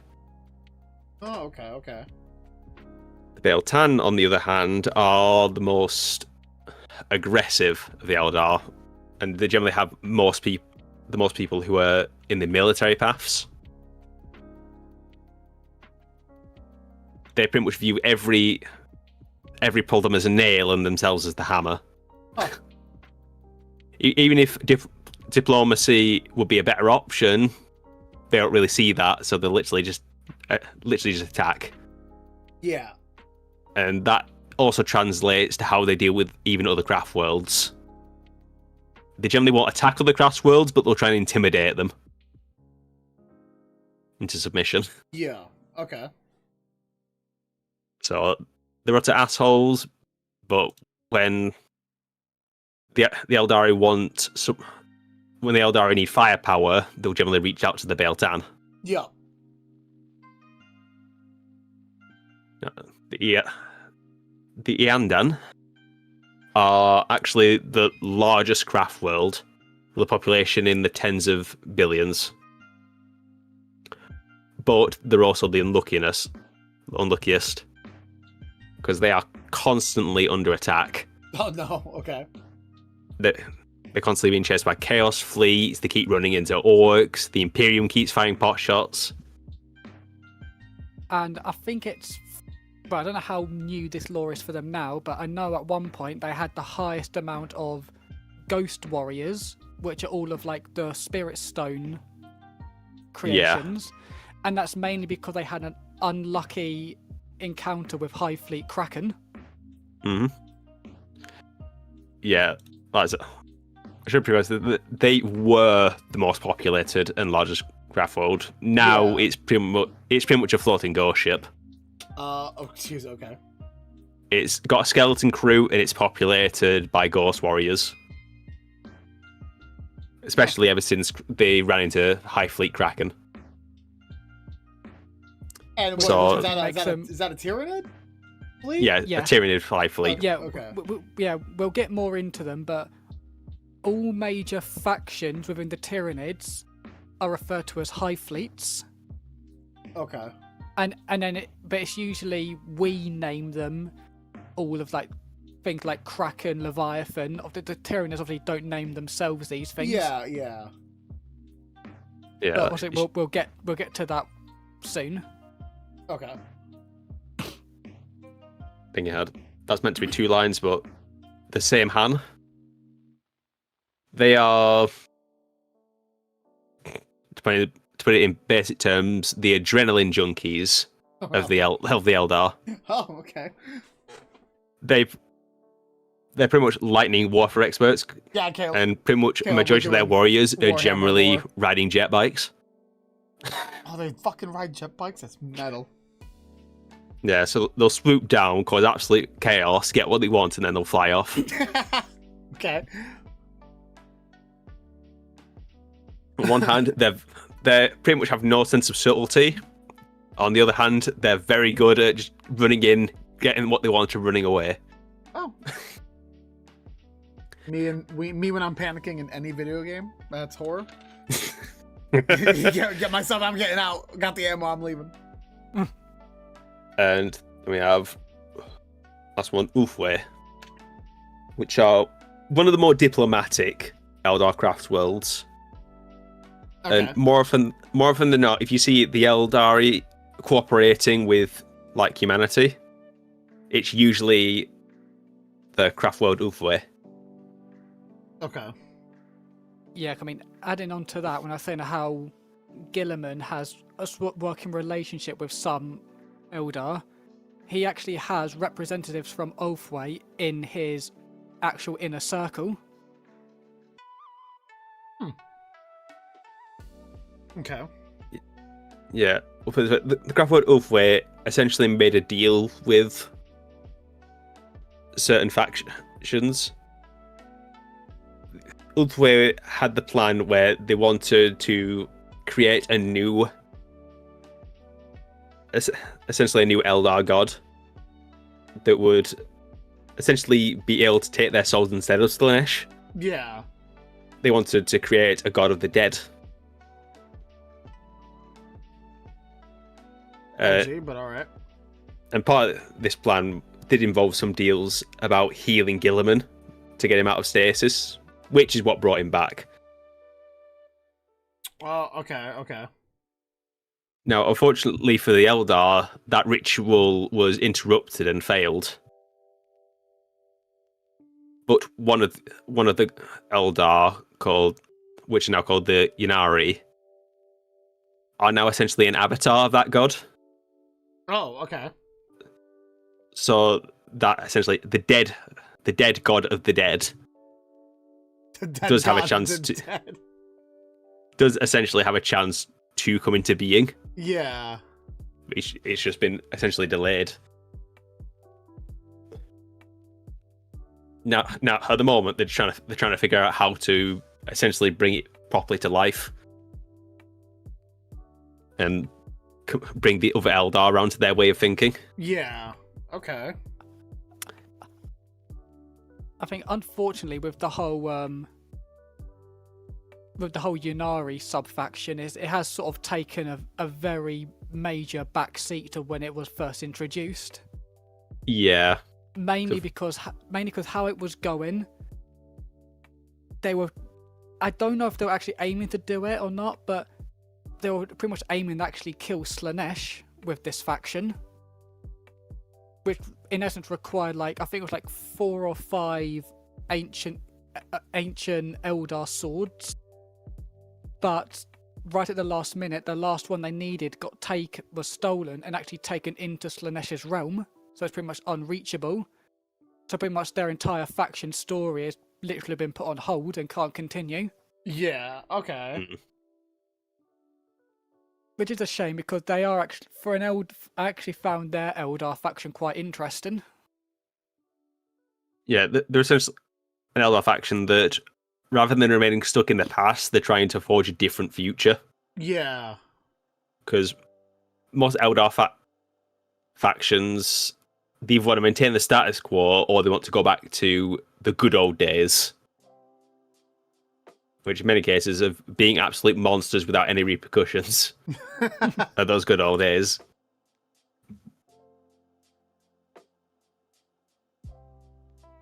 Obviously, most don't want to happen. Yeah, no, of course not. Yeah, possibly in the future they'll bring back the Niry as a relevant force, but I think for the most part they got put on the back burner because of Guilliman's revival and the Horus Heresy series.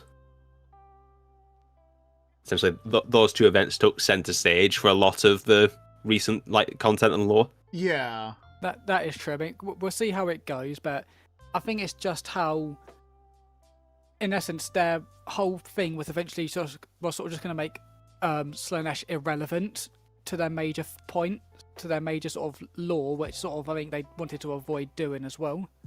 Yeah. Because obviously for a tabletop game, they don't want to wipe out a faction. Yeah, of course. Yeah.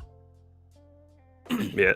I imagine they might end up doing a case of where they get the God of the Dead awakened without killing Slaanesh. Yeah, we'll see. But yeah, it's something that we'll definitely probably see in a couple of years, whether they'll actually go through with it or not. Yeah. Next faction are the Exodite Eldari. These ones... What's the best term? I'm trying to think of a term for Chusi to understand here. They're essentially the Amish version of the Eldar. Oh, okay. Fair Whereas enough. They looked at the priority and the high technology of the Eldari Empire and decided to essentially just retreat to barren worlds, terraform them, and then just settle on those to be at peace with nature.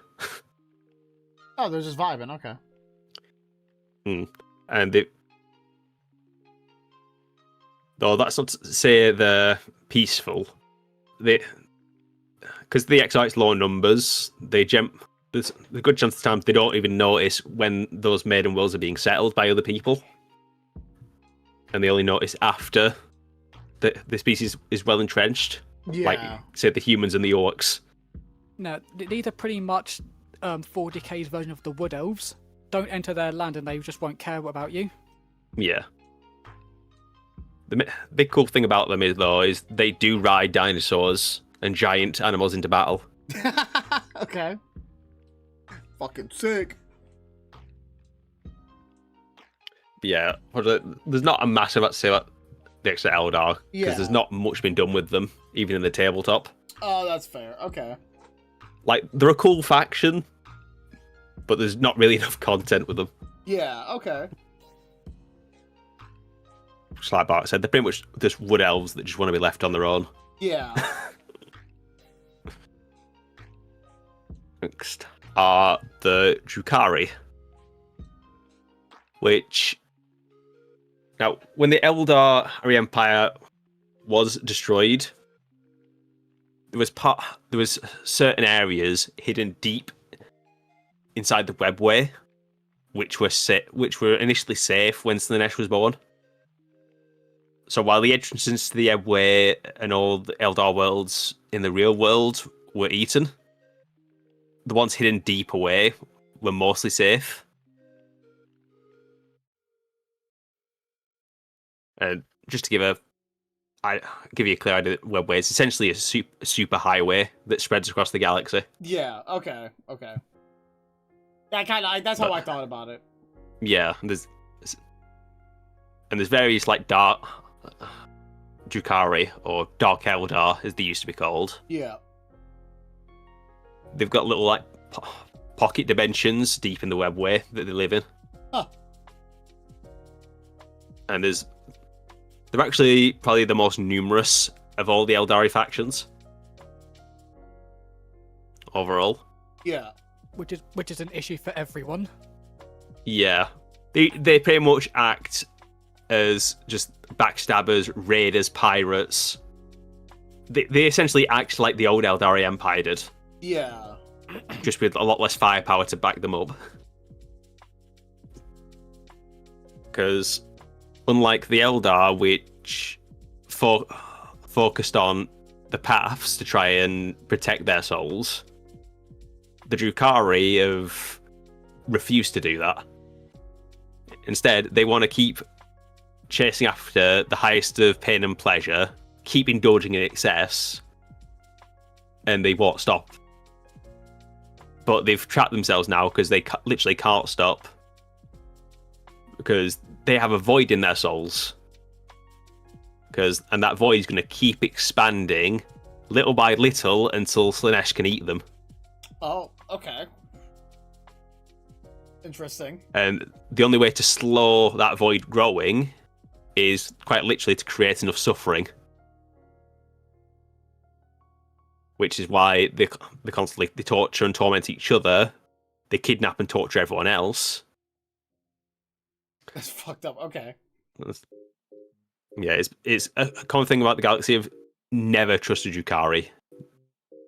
Never believe them, never take a deal, never turn your back on them. Yeah. Because they're absolute monsters. Yeah. I mean, we may as well say it now. Like, the Tau they're getting better, but they are a very naive race. And once they were fighting the Tyranids, and the Dark Eldar came and helped them, and they said, for our services, we would like to have a few cultural exchanges. So pretty much like some diplomats went with the Drukhari, and they never came back. Oh, okay. Only for them to get into a fight with the Tyranids again. The Drukhari came to help, and they saw off in the distance a couple of heavily grotesque and mutilated combat forms, which just happened to have blue skin like they did. Oh shit, okay. Yeah, they played around with them, tortured them, genetically mutated them into a weapon, and then used them to fight again. Holy shit, okay. Yep. And when the Tau military realised that, they tried to attack the Drukhari, and the Drukhari ran away.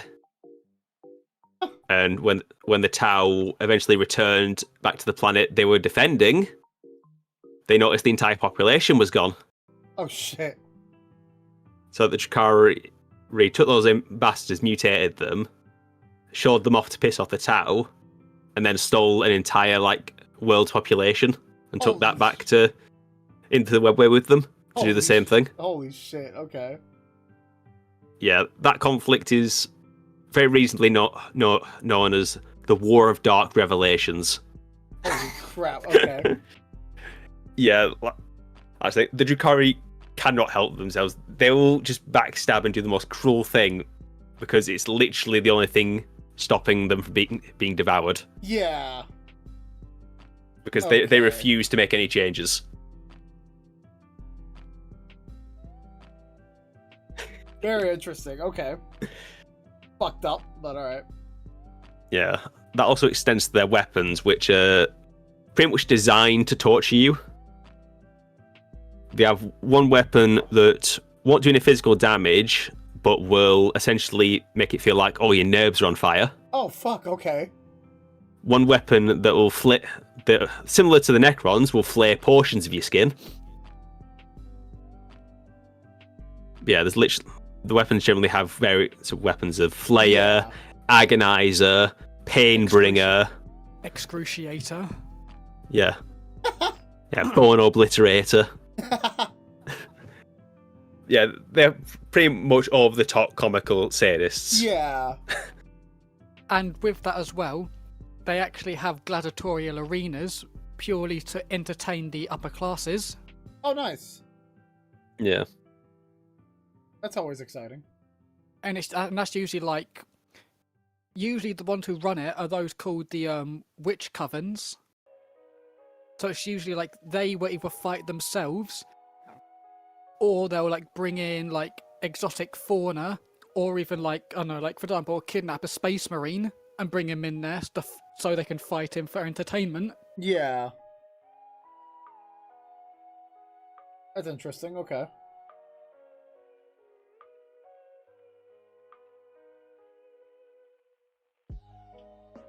Yeah, they're very... Like I said, pretty much everyone's learned to never trust them. Yeah, clearly. For That's what I obvious, think. for obvious reasons. Yeah, there is actually a large population of orcs in their main city. Okay, why? For the arena. Oh, okay, I guess that makes sense. Yeah, alright. Yeah, there's also... Well, also the fact is they can't actually get the orc population out. It's quite literally an insect infestation. Yeah, okay, I guess that makes sense. Because someone had the bright idea of, all right, let's bring the orcs in. And that'll be fun. I guess that makes sense, yeah. But the orcs reproduce by spores. So when they put them in the arena, those spores just basically spread out and infested the entire realm. Yeah. So on one hand, they have to keep basically crushing. They have to keep fumigating to try and clear sections out. On the other hand, they've got a self-reproducing population of gladiators. That's also very true. Because they can't even use enough fire, because enough fire to clear out the orcs would destroy the realm. Holy shit, okay. Yeah. There's a reason the Imperium, once the orc population reaches a certain point, they just burn the world. Yeah. It's easier than trying to clear them out by hand. That makes complete sense. Yeah. There is one faction I realised I forgot to add. As soon as we got to the Eldar, is the smallest of the Eldari factions, known as the Harlequins. The Harlequin, okay. Well, you know how we talked about how the Eldar gods were devoured? Yeah. That was technically true, except for two kind of free cases. The first was Isha, the Eldar god of life. Nurgle pretty much just grabbed her and said mine, and took her back to the garden to test out his diseases, because she basically cured them all. Yeah. There was Cain, the god of war. Khorne wanted that, Slaanesh tried to fight for it, and Cain got shattered into a bunch of pieces. Oh, nice. So pretty much neither of them got him. Yeah. They just took a chunk, and the rest got scattered. Okay. And last one was Sheogorath, who saw it was coming, and basically ran like hell and hid deep in the webway. And Sheogorath is the laughing god, the Eldar god, the Eldar god of comedy and tragedy. And he has a small faction, usually on probably in like less than 1 million, that are called the Harlequins. Huh. And those are generally, they're a mix of diplomatic envoys between the different Eldar craft worlds. They're assassins, saboteurs. It's kind of thing of if you see a Mask of Sheogorath, which is basically one of his avatars, Yeah. you're pretty much destined to die. Oh shit, okay. Usually in a very tragic way. Oh. Alright. but okay. Yep. Like I said, he's pretty much survived by staying deep in the webway. Yeah. He's not coming out because he's not taking the chance that it'll get devoured.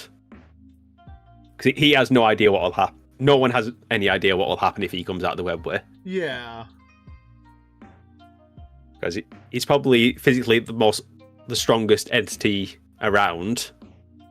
But that's not really going to matter if as soon as he steps into the real world, he gets instantly absorbed. Yeah. That's interesting. Okay. He does also have probably like the biggest library in the universe. He's been hoarding knowledge for millions of years. Yeah. Yeah, that's known as the Black Library, and pretty much, and there's an ongoing thing with a 𝐏𝐢𝐻𝐿 character called Ahriman, who's pretty much been trying to get in there for God knows how long. About 10,000 years. Okay. Yeah. He's not been able to get in. Give it to him. I would have given up. The thing is, it is implied at some parts that Ahriman is purposely cursed. To basically, he's going to fail at whatever he sets out to do. Yeah. One way or another. Or he'll succeed, but it'll be in a way that actually backfires on him. Oh, okay. Like with the rubric itself. Yeah. And that's because... That's something we could probably get to sooner. I'm guessing you've got a thing for them. Yeah, that's the Thousand Suns page. Yeah. Yeah, but that's also because, like I said, for Araham, his god is 𝐀𝐤, the god of change, who's very, very happy to mess with anyone worshipping him. Simply because he finds it funny. Huh. I like him. Alright, now, so the Crocs and the devolution. Now, as bioengineered weapons, they were probably one of the more effective, only rivaled by the Eldari. Because the Crocs were pretty much self-sufficient. You could dump them on a world, they'd be able to rapidly grow the population, produce their own weapons and armor with the most basic of metals. And the average Croc has the physical abilities to match a Primarch. Like I said, and their population would, in the War of Heaven, would have equaled trillions. Yeah, okay. The main failsafe in them is they could build tech, but they couldn't build their own ships. So they were reliant on the Old Ones, the Eldari, or the other warrior races to ferry them to the combat zones. Yeah. Which was how they controlled them. And obviously, once the War in Heaven was over, the Croc weren't needed, and were essentially just left on the planets and quarantined. And with no one really left to fight, the Croc, essentially through boredom, started fighting each other. And then that got boring, and essentially they slowly started to degrade to the point where they got dumb enough that they couldn't get bored. They just keep fighting eternally. Yeah. Until eventually the Eldari stopped quarantining them, and somehow they got out. We don't know. Possibly they strapped engines to an asteroid and just launched themselves. Or someone else landed a ship and the Orcs got it and used that to get out. But either way, they started spreading like a plague across the galaxy. Okay. Which made the Orcs an absolute bloody menace Yeah. to deal with. Okay. Interesting. Now, funnily enough, the Orcs have one other special power. Is part of what makes their technology work is that if they believe it hard enough, they can influence reality. Yeah, I remember you mentioning something like this before. Yeah, the orcs essentially are the living mob mentality. If they believe something hard enough, the reality around them will change to match that. Overpowered, but okay. Put it this way: they'll get a metal box and glue on a handle and a pipe, and put some screws in there. If they believe it is a gun, it will shoot those screws. Oh my god! Even though there is even though there's no firing mechanism, it will shoot. Interesting. So I said, one orc's not too dangerous because they can't really affect anything. But once you get into the thousands, they can start changing things around them. Yeah. There was actually one frightful moment where the orcs might have evolved back into croaks. It was known as the War of the Beast, where an orc warlord essentially built a massive asteroid base and invaded the world of Armageddon. And this orc warlord started getting bigger. He started getting smarter. He generally started getting more vicious and dangerous. Yeah. It was only by an intervention by one of the Primarchs who briefly returned, who did a mutual kill against him by driving them into essentially a nuclear reactor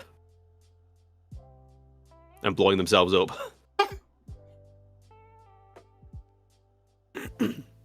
Yeah, it's pretty much determined. If the orcs manage to actually re-evolve into the croaks, there's very few things really left in the galaxy that can stop them. Yeah.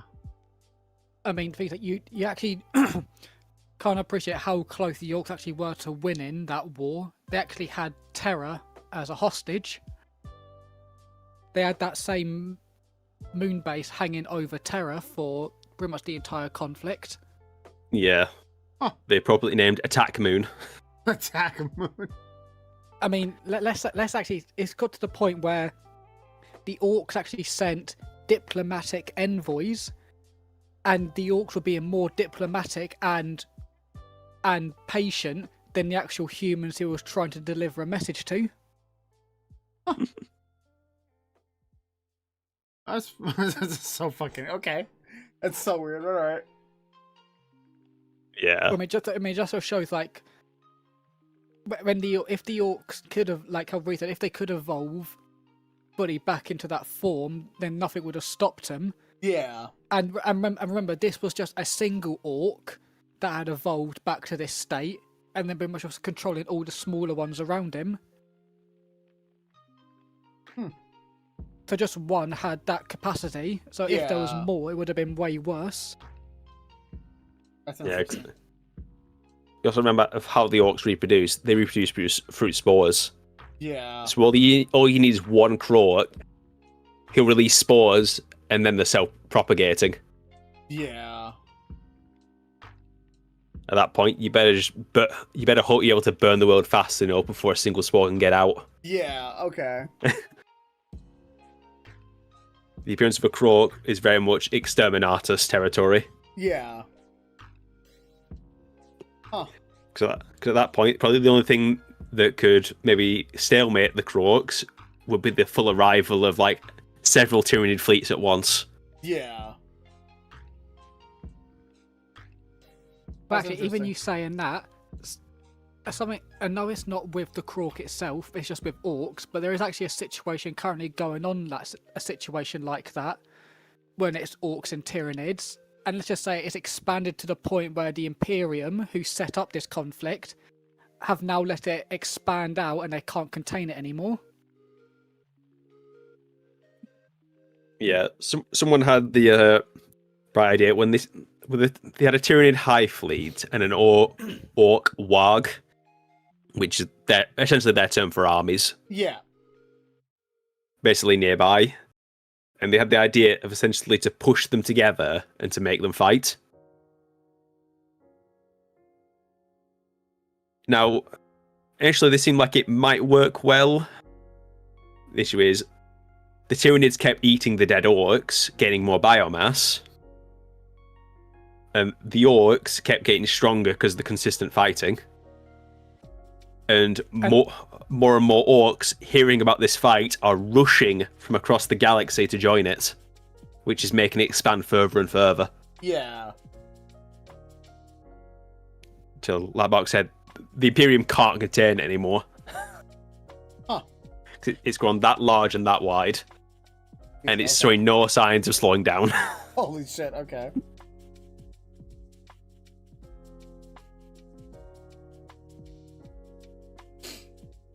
Right, so now the Chaos Gods. And the closest thing to official artwork you can get for them. Yeah. Because they've avoided giving them like full form. So you have 𝐀𝐥, 𝐁𝐨𝐮𝐭, Nurgle, and Slaanesh. And these four make up the Chaos Gods. Okay. Or depending on who mentions them, they can also be called the Primordial Annihilator, the Ruinous Powers, the True Gods, the Dark Gods, or just the Chaos Gods. Yeah. These four are born from the imbalance in the warp. They're essentially the worst parts and impulses of every living being made manifest. Okay. And the only thing the Chaos Gods want to do is grow stronger and spread that misery. To spread every negative emotion that spawned them so they can get stronger. Yeah. The only time they've paused this and the great game where they're constantly fighting was to set up essentially the miserable state of the modern Imperium. And to stop the Emperor from doing a plan that would have weakened them. Yeah.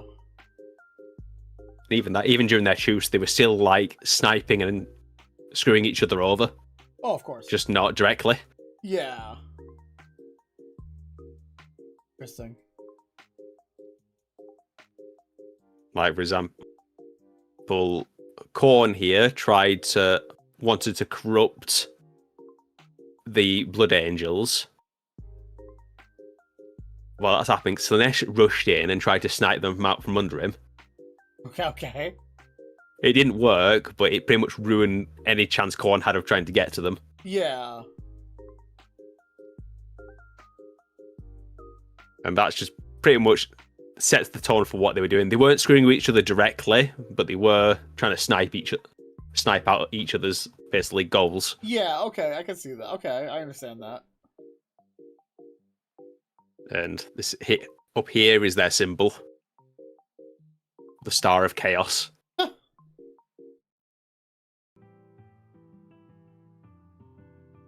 we are. We have 𝐀𝐥, the Blood God.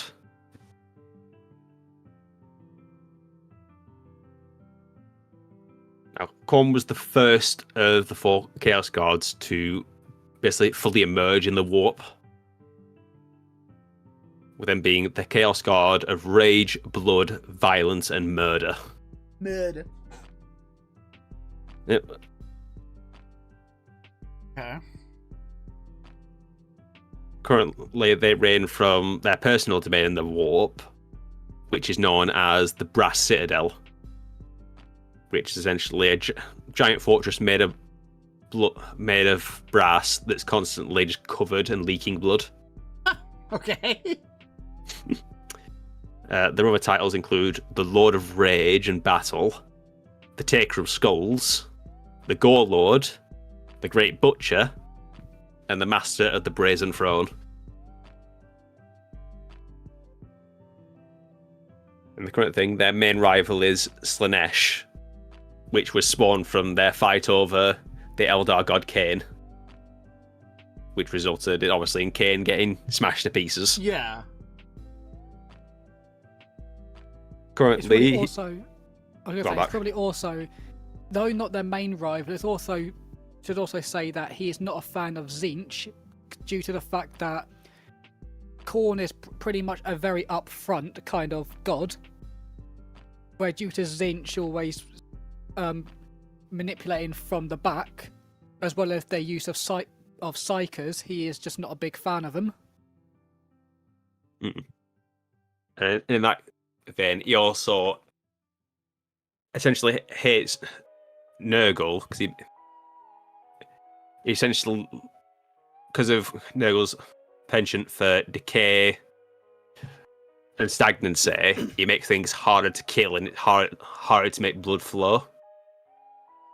Basically, every Chaos God absolutely hates the other three. I just point out because it's just that the main rivalries is Khorne v Slaanesh and Tzeentch versus Nurgle. Yeah.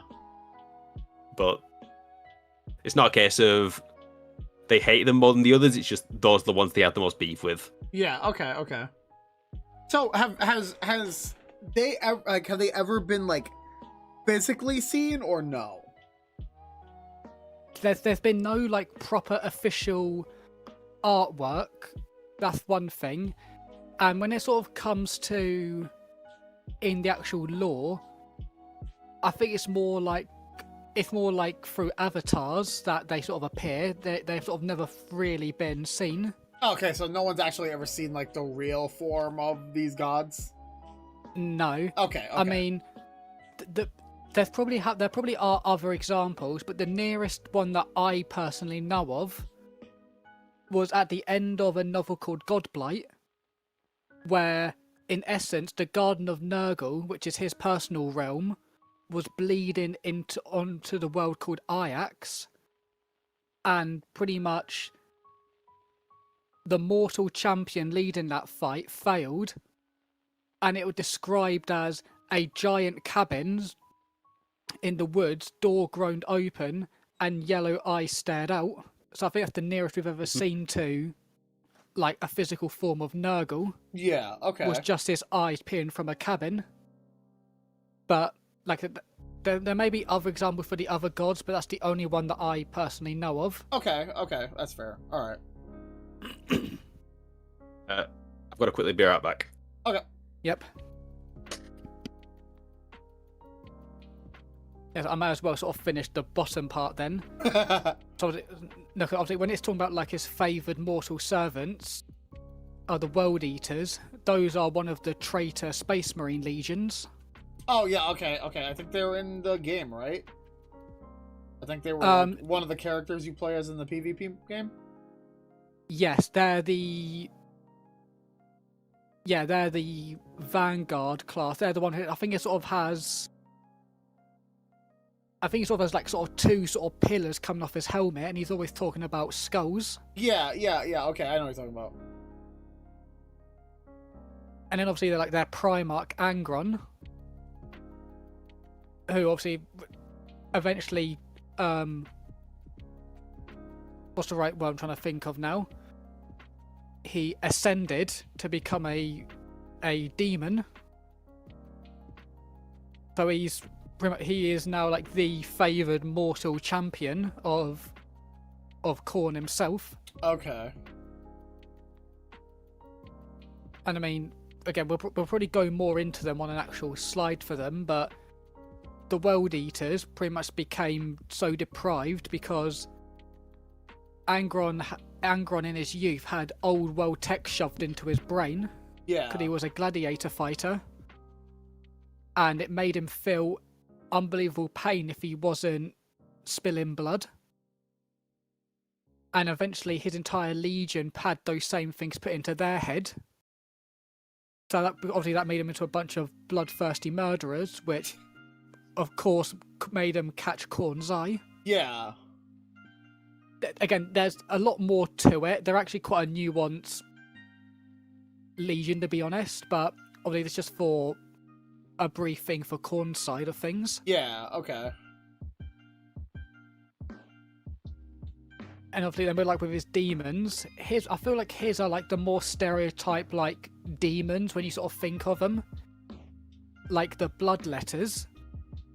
They're pretty much sort of like reverse jointed, like almost like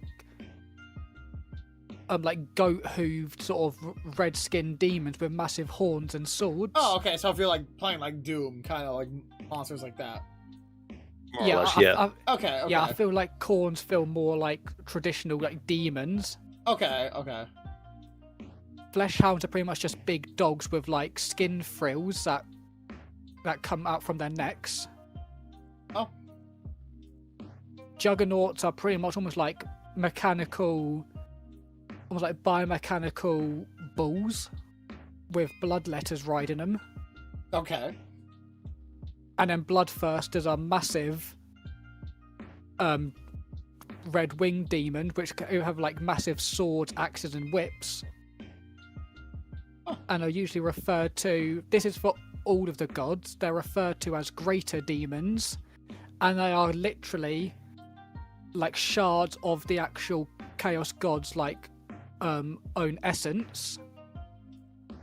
That almost sort of breaks away and creates his own greater demon that command his armies. Yeah. Yeah, that is actually an important point to bring up about demons. It is the demons are all fragments of the chaos gods. They're not the separate beings, they're literally just tiny fragments of them. Yeah. And that's actually the case for if someone ascends to become a demon prince or a demon primarch, the entire point is their soul is scooped out, in essence, from that chaos god is just shoved into them. Oh. So when they ascend, they have all the memories, but their soul's gone. It's just been eaten. Yeah. Okay. Yeah. There's also cases where the chaos gods will essentially punish their demons when they disobey them for various reasons. Yeah. Like Khorne, for example, he had a bloodthirster, the firstborn, named Skarbrand. Now, Skarbrand was, after being tricked by 𝐏𝐻, swung at and struck Khorne. Ah. Khorne, in response, grabbed him, essentially squeezed him, and essentially drained him of all. Basically grabbed him and choked him until he lost all like reason and thought, becoming nothing more than a mindless berserker. Yeah. And then threw him out of his realm, Oh shit. with him ending up with broken wings that no longer worked anymore. Yeah. Okay. Holy And, shit. and if I remember right, half his skull is showing as well after he collided with a world. Yeah. Oh. And now he can no longer re-enter Khorne's realm. He quite literally just like choked him out and then threw him out of hell and into our reality. It's fucked up. Okay.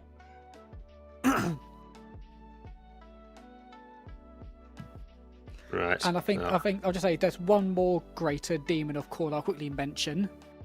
One called Karbanda. Oh, Pretty yeah. much, he is the one who first made contact with the Blood Angels and tried to turn them. And ever since, it's sort of been his personal goal or even duty to eventually corrupt and turn the Blood Angels to Khorne. Oh, okay. Interesting. He's had multiple fights with Sanguinius during the heresy.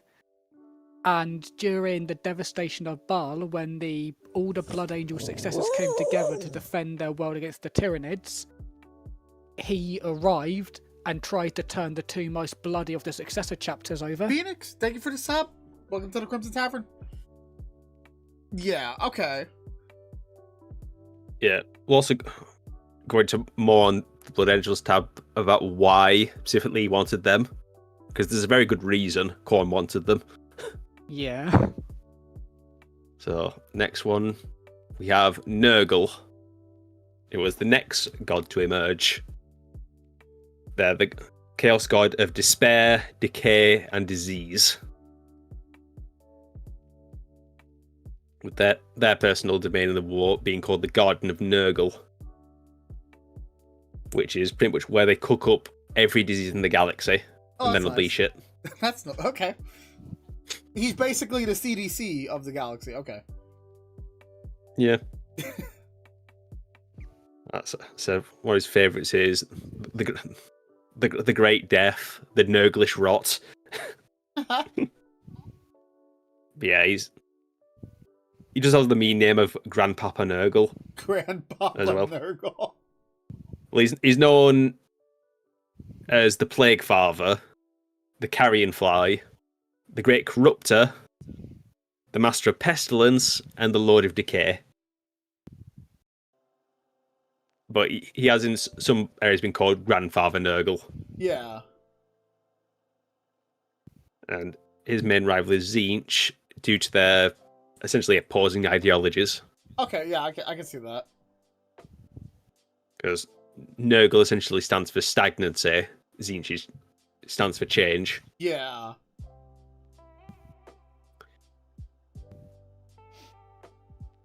I'm not surprised, Q. I see, for me, 𝐏𝐻 doesn't seem like the worst so far. He seems like I mean, so far, Wait. I mean, he's just a guy from I know nothing about him, obviously. But when he was just like, oh, just change, I was like, oh, how bad could that be? So I'm very excited to see where that's gonna go. Don't worry, he's next. I'm very excited to see where that's gonna go. Yeah, the favoured mortal servants of Nurgle are the Death Guard Metal. Legion, and the one who essentially led them to him, called Typhus.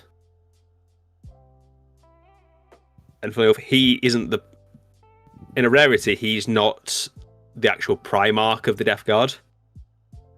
He was essentially the first captain.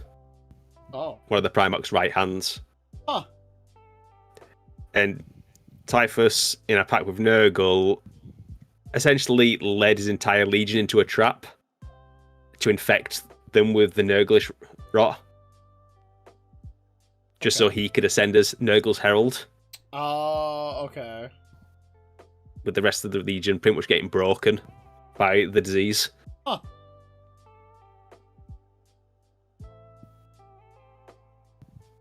So yeah, the personal demons of Nurgle include such pleasant and lovely little numbers as the Great Unclean Ones, the Poxbringers, Oh, I like those ones. All right. the Plague Bearers, Nice. the Beasts of Nurgle, That one's not too bad. and the Nurglings. Okay. I just think of tiny Nurgles. The back Nurglings then- are just little guys. Yeah. Yeah, And again- No, you're going first again. yeah. Height-wise, an individual one will probably only reach your shin, Okay. but they'll generally come at you in hordes of 100 Oh, or shit. more. Okay. They'll literally just bury you under a mass of rotting flesh. That's crazy. Okay. But again, it's one of those things where they're all disease carriers. So even if a little Nurgling just like nipped your skin, your entire leg would probably fall off within a few minutes. Yeah. And I think, considering we were talking about Nurglings and that, I have to tell you about Nurgle's favoured son, 𝐾𝐿gath, the Plague Father. He was quite literally a Nurgling, so one of the tiniest little guys. He fell into his creation story is as a little Nurgling, he fell into Nurgle's great plague cauldron and drank the entirety of his greatest plague. He emptied the cauldron by drinking it all, and he then changed into a great unclean one as a result. But due to the fact that his creation robbed Nurgle of his favoured disease, he is just depressed and wants to create something worthy of his existence since he stole it from him. Huh.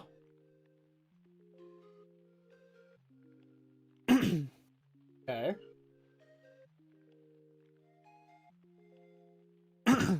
Yeah. But one of the more insidious things about Nurgle is, well, most Chaos Gods have their own way of making you not think about it too much. With Khorne, you're generally so angry and full of bloodlust, you don't really care. Yeah. with Nurgle, essentially, his entire thing is if you give in to him, you'll just feel happy all the time. Even as there's literally maggots eating through your skin as your body's falling apart out of rot, as you literally stink worse than a pile of rotting meat, you'll just be happy. You won't think about it. That's a vibe. All right, I'm down for that. And it's this sort of thing that has sort of led to the sort of phrases that Papa Nurgle loves you. Papa Nurgle loves you. He will take away your pain. Of course, he's usually the one inflicting the pain that makes you want to give in, but yeah. And Okay. that's pretty much how he got the Death Guard. Okay. He afflicted with the disease that gave him so much pain, they just gave in. Huh. Interesting. Okay. Alright, and now for the one that Chusi apparently says he likes. I didn't say I like it. I just said it doesn't sound too bad. It's just change. 𝐏𝐤. Last of the original three. Yeah, the Chaos God of change, plots, and sorcery. Oh, he's a nerd. Okay. Their personal domain is warp, is known as the Impossible Fortress. Essentially, a realm where the walls constantly change, corridors flip in an instant, doors don't take you to where you want to go. Now, his titles are usually called the Changer of Ways, the Great Conspirator, the Master of Fortune, and the Architect of Fate. But obviously, his main rival, as I said before, being Nurgle. Yeah. Okay. Now, on surface, 𝐏𝐤 doesn't seem too malicious compared to the others until you really think over his entire shtick. It's change and plots. His entire thing is he will never actually keep to a deal. He will constantly lie, cheat, backstab, and manipulate people. And even where he'll ask you to do something, but guess what? That's stagnant. So if you do what he asks you to do, he'll immediately punish you and screw you over. Oh. Okay. Because he's a god of change, not message change, just change. Yeah. And because he's a chaos god, that change always has to be negative. Yeah. Okay. Okay. Yeah. Okay. Now, sweet. His favorite mortal servant to the Thousand Sons, which is pretty much it's a legion of sorcerers, and their Primarch Magnus, also known as Magnus the Red. One of the ways he recruited them was he approached Magnus as a child and managed to trick him into a deal. Oh, cool. And so the Thousand Sons were afflicted with a disease called the Flesh Change, where their entire bodies would just steadily start mutating to the part where eventually they just die. Yeah. Okay. The Thousand Sons are the ones from the game. Okay. Yeah, the Dusty Boys. Okay. His entire thing went to Magnus is, I'll stop the Flesh Change, but you have to give me your soul. And he did that, and he immediately went back on that deal. They were still afflicted with the Flesh Change. Oh, nice. But he kept the deal by giving someone else a way to get around the Flesh Change that would kill 90% of the Legion. Oh. So, do you think it sounds good now? Yeah, he sounds great. Sounds like a cool, upstanding guy.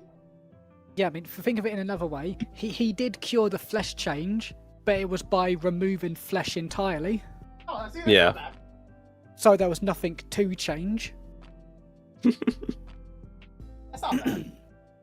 So yeah, his personal demons usually include Lords of Change, Flamers, horrors of Tzeentch and screamers.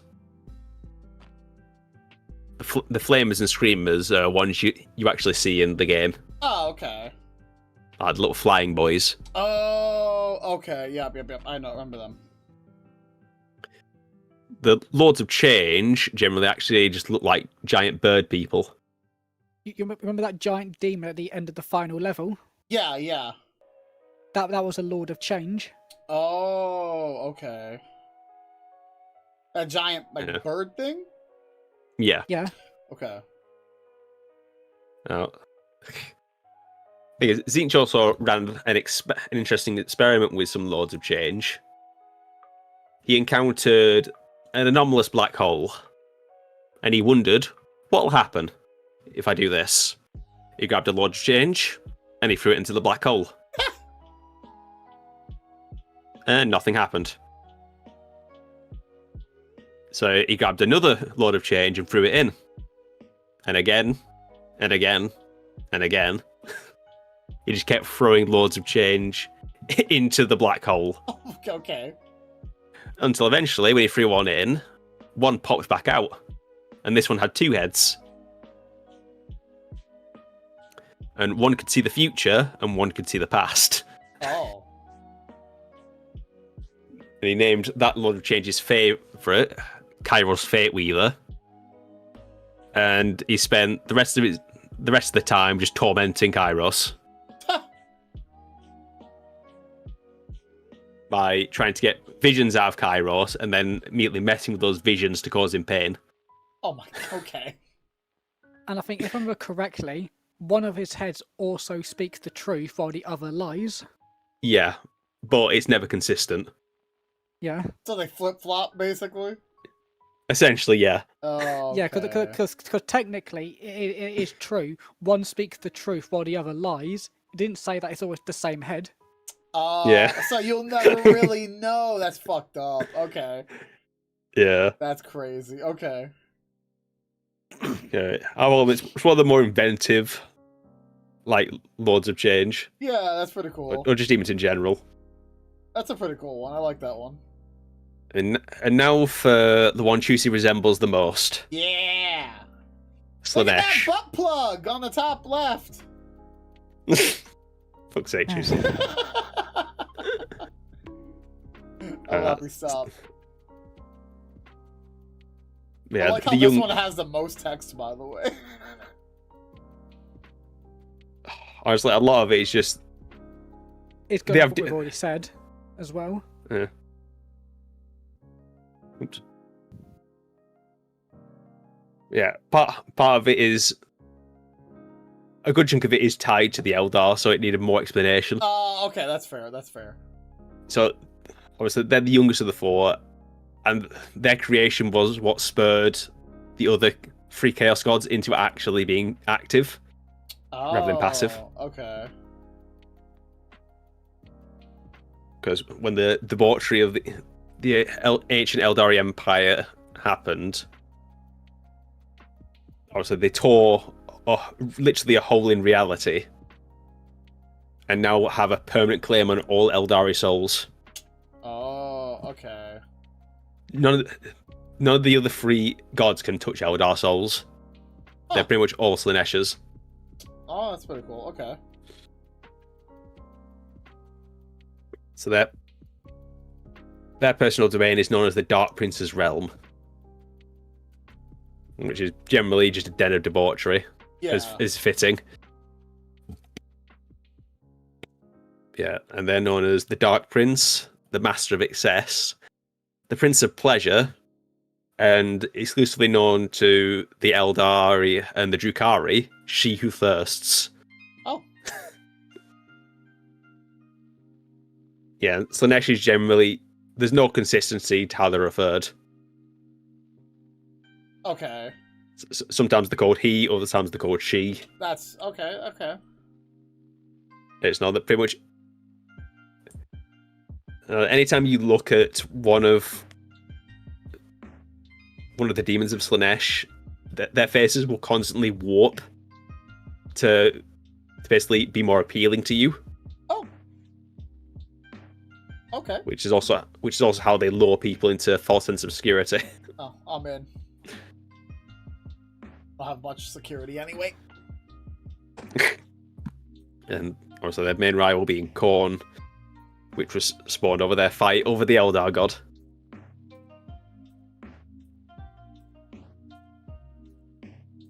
The favoured mortal servants are a group known as the Emperor's Children, which is... They mainly keep that name now just to kind of spit at the Imperium out of spite. That's toxic. Okay. Yeah, because originally the Emperor's Children were essentially... They were a favoured group. They were allowed to use the Emperor's title in their name. They were allowed to use his personal symbol on their standard. Because they essentially acted as diplomats and emissaries. As well as soldiers. Okay. And their demon primarch is known as Fulgrim.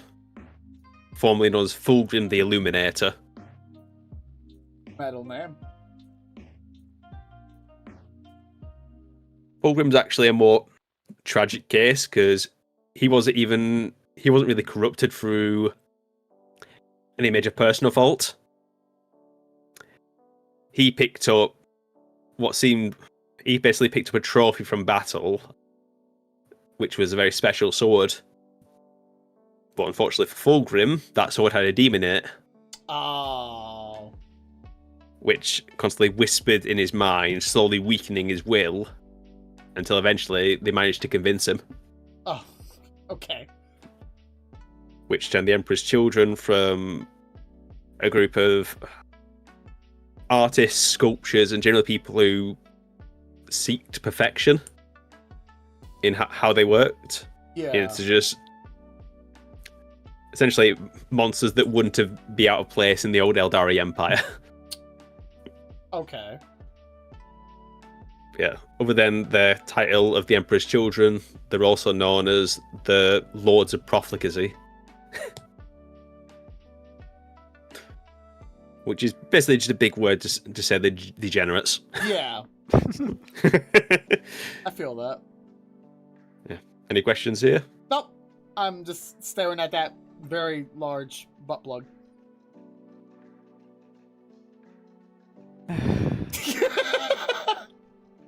Move on. Yeah. Goodbye. Fuck's sake, Chusi.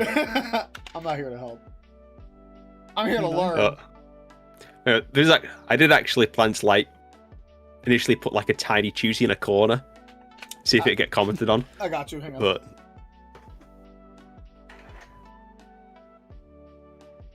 there you go. There he yeah, fits Ryan.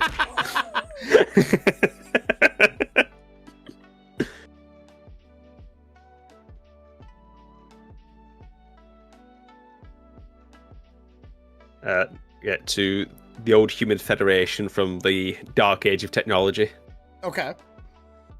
Now there isn't actually a lot of information about them.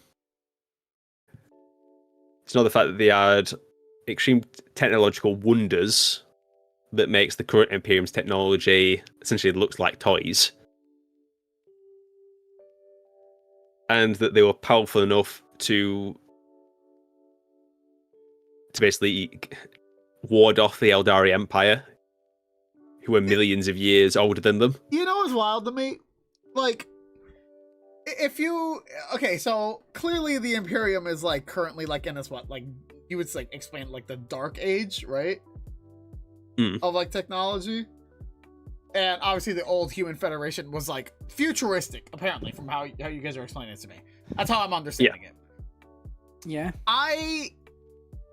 My brain instantly goes back to Halo with the precursors and the forerunners, the Mantle. That's all I think about when you guys tell me the Human Federation and all this other stuff. That's all my brain thinks about is I'm bro, did Halo copy fucking Warhammer?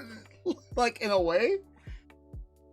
Because there's a lot of things that I see from Halo, but also kind of are like in Warhammer as well. Let's just say yes to piss off different fandoms.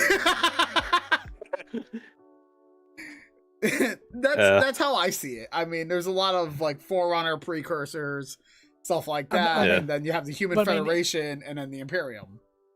I mean, if that's sort of a way to sort of helps you visualize it better, then yeah, sure, go for it. That kind of puts it in there for me like that. Because obviously I'm not big into like Halo lore, especially like the old stuff. Yeah. So of course, like I can't comment on it, but if that's how you can definitely see it and visualize it better, then I'll take your word on it.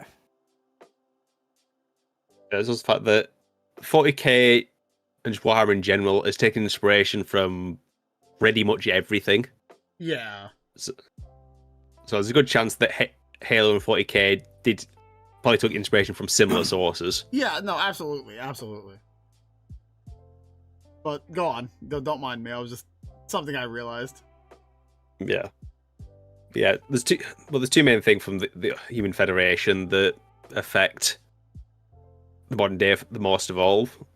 One is, like Bart mentioned earlier, the STCs, which are basically standard template constructs, basically standardized little bits of technology that were just packaged away. Finding one of those is extremely valuable, simply because they can generally push the Imperium's technology further ahead. Okay. Which is important because the Imperium struggles to innovate. And anytime they do make an innovation, they tend to purposely hide it behind layers of obscurity to make it seem like they just found old technology. Yeah, let's just say that the Mechanicus isn't a fan of open innovation. Yeah. I just think for the Mechanicus, they don't like open innovation, but they will also occasionally they make something new. They'll go away, batter it up a bit, make it seem like they discovered it, and then present it, saying, "Oh, look at this old piece of technology I uncovered." Yeah. Because if they present something new, there's a good chance they'll get murdered for tech heresy. Oh. And again, we'll get to it more later, but that's definitely why a certain tech priest in the current setting is very divisive, because he openly innovates. Yeah. Huh. So yeah. But like I said before, even finding a small SCC can catapult you from basically being an average human to the ruler of an entire world. Yeah. That's interesting. But I'd say the biggest effect from this age was the Men of Iron Rebellion. Because that rebellion has put humanity off two things. One, they're absolutely terrified about the idea of abominable intelligence. So because they're afraid if something like the Men of Iron happened again, that could wipe them out. They don't want that happening again. And two, automation, which the Men of Iron used against them ruthlessly. Yeah. Which is why, like, so much stuff is done manually. Like how in a space battle, every shell is literally done by a bunch of labourers pulling the shells into place. Oh, okay. And a lot of the lifts are slaves pulling up it, just using a pulley system. Oh shit, okay. Or like how we've mentioned before, like with all like the servitors, which are all like the lobotomized cyborgs. Yeah. It's just easier to do that than obviously like using like an AI developed thing. Yeah, okay. That is, the tech priests also greatly respect what they call machine spirits. Yeah, I hear that all the time, that line when I play the game. Yeah, it's purposely left muddled about what tech spirits are, or machine spirits are. They could be just one extremely dumb AI, but it's dressed up as if they're spirits. Yeah. 2, it could be uploaded to human minds. Like, they've literally just taken a human brain and uploaded it Yeah. as a machine. And 2, it's quite literally just an advanced program. Okay. There's evidence for all of them. For example, the Imperium tanks have machine spirits. And it's shown they're at least sentient, because sometimes tanks, even when all their crew is dead, they'll rev up and move and start attacking the enemy, even when there's no one piloting or operating the guns. Yeah. And again, and adding to that, in a similar sense, with one of the Blood Angel successors, due to how bloodthirsty they are, they actually have to chain the tanks down so they don't drive off. Oh shit. Yeah. So there's a reason the Mechanicus puts a lot of effort into appeasing machine spirits to keep them happy. So otherwise, that tech might just decide, you're mistreating me, I'm going to kill you. Yeah, okay. or I'm just not going to work. I'm going to turn off for today. No, I don't want to do anything. I mean, that's pretty much what they do sometimes. Interesting.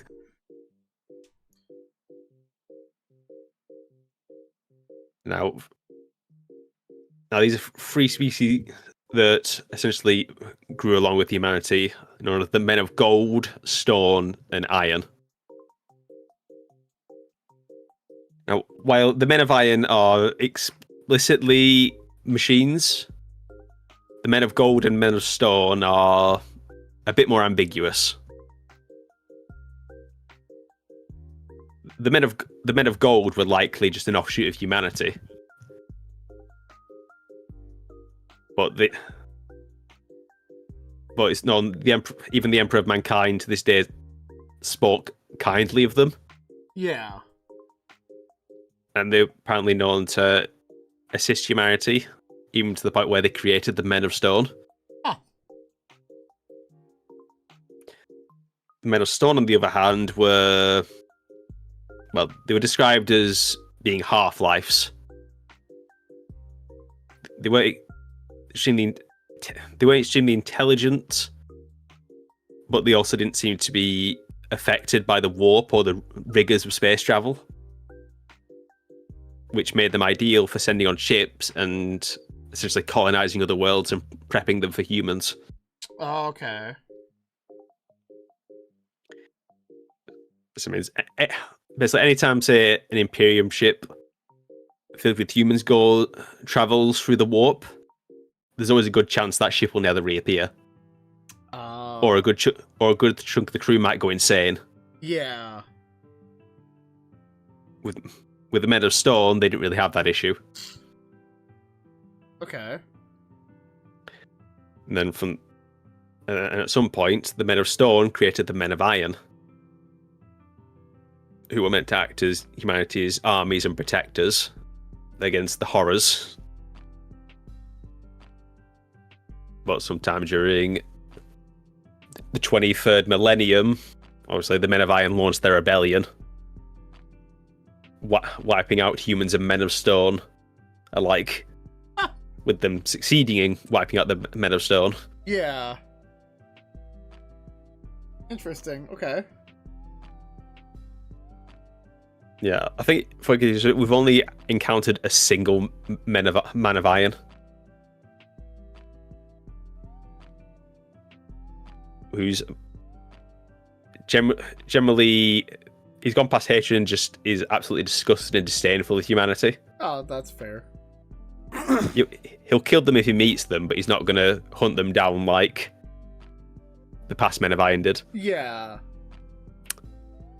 But he has stated though that the god the Mechanicus worship is real, and he's met him. Huh.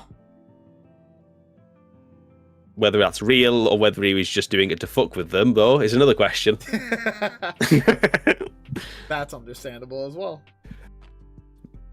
Yeah, who There you go. knows? Because I mean, there have been quite a few stories with, not with the Men of Iron, but just Mechanicus finding old AI, Yeah. and they pretty much, even they just look at the Mechanicus as insects. Ah. Interesting. Yeah, I would say they essentially look at the Mechanicus and modern humans as essentially cavemen bashing rocks together. Okay, okay.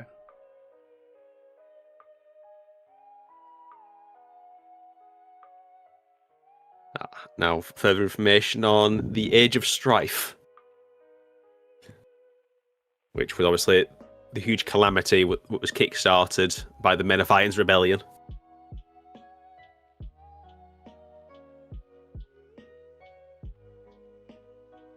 Now, it's hard to really quantify just how much damage the Age of Strife happened during the Age of Strife. So you had the Men of Iron rebellion, the warp storms covering the entire galaxy and isolating human worlds. There was a mix of famine. The Eldar can now attack them freely, and even hostile Xenos that were held back by the Men of Iron could now attack human worlds. Yeah. And even races that were allies turned on humanity and started killing them as well. Fucked up. Okay. Mix that with psychers appearing, which allowed demons to invade the isolated worlds, and it basically became a basically just a mass death scenario on across 1 million worlds, Yeah. with some worlds just dying off entirely. Holy shit. Okay. Yeah. During this period, witch hunts actually became a real tangible thing. And generally found there was two types of world that found themselves more stable. The ones that managed to successfully hunt down and kill all the psychers, and the ones that just banished them off world. Basically, keeping the psychers around just caused problems for the planets. Yeah.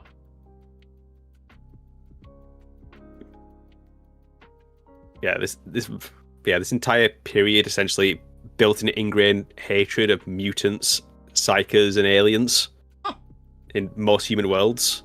Yeah. Because it was essentially 8,000 years of misery. Oh, yeah, okay. I can see that being a problem, yeah. Like, you did have pockets where humans and aliens cooperated Yeah. and actually worked together, but those were exceptions. The general rule was just mutants and aliens preying on humans, while psychers invited demon invasions. Yeah. Man, he got fucked, huh? Oh yeah. Yeah, it's something to always remember with 40k. One of the big things about the setting is everyone's already past their golden age. The Necrons hit the height of their power in the War in Heaven. The Eldari hit their height of power tens of millions of years ago with their empire. Yeah.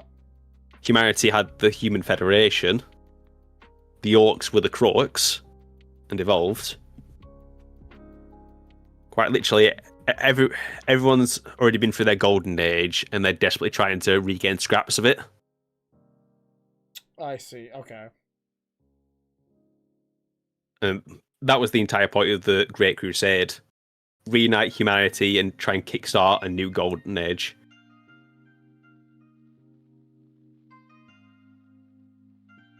Okay, I see. Yeah, like you said. Just choose the flavour of evil and suffering you want.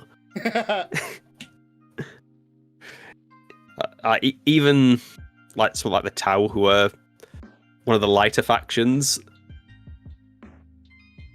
one of their big thing of the law is they just keep encountering horrors that they cannot comprehend. Yeah. and it just keeps traumatizing them and making them more jaded. Oh no. And I think the best way to think about it, like when the Tau first left the planet, it was very much like Star Trek. It was like all positive. Let's see what's out there. There was just more and more PTSD stacked on top of it. Yeah. Yeah, there's a reason. There's the meme in the dark days of the 41st millennium. The orcs are the only one having a good time. Because to the orcs, they're pretty much in a comedy. Yeah. For everyone else, the orcs are a horror show.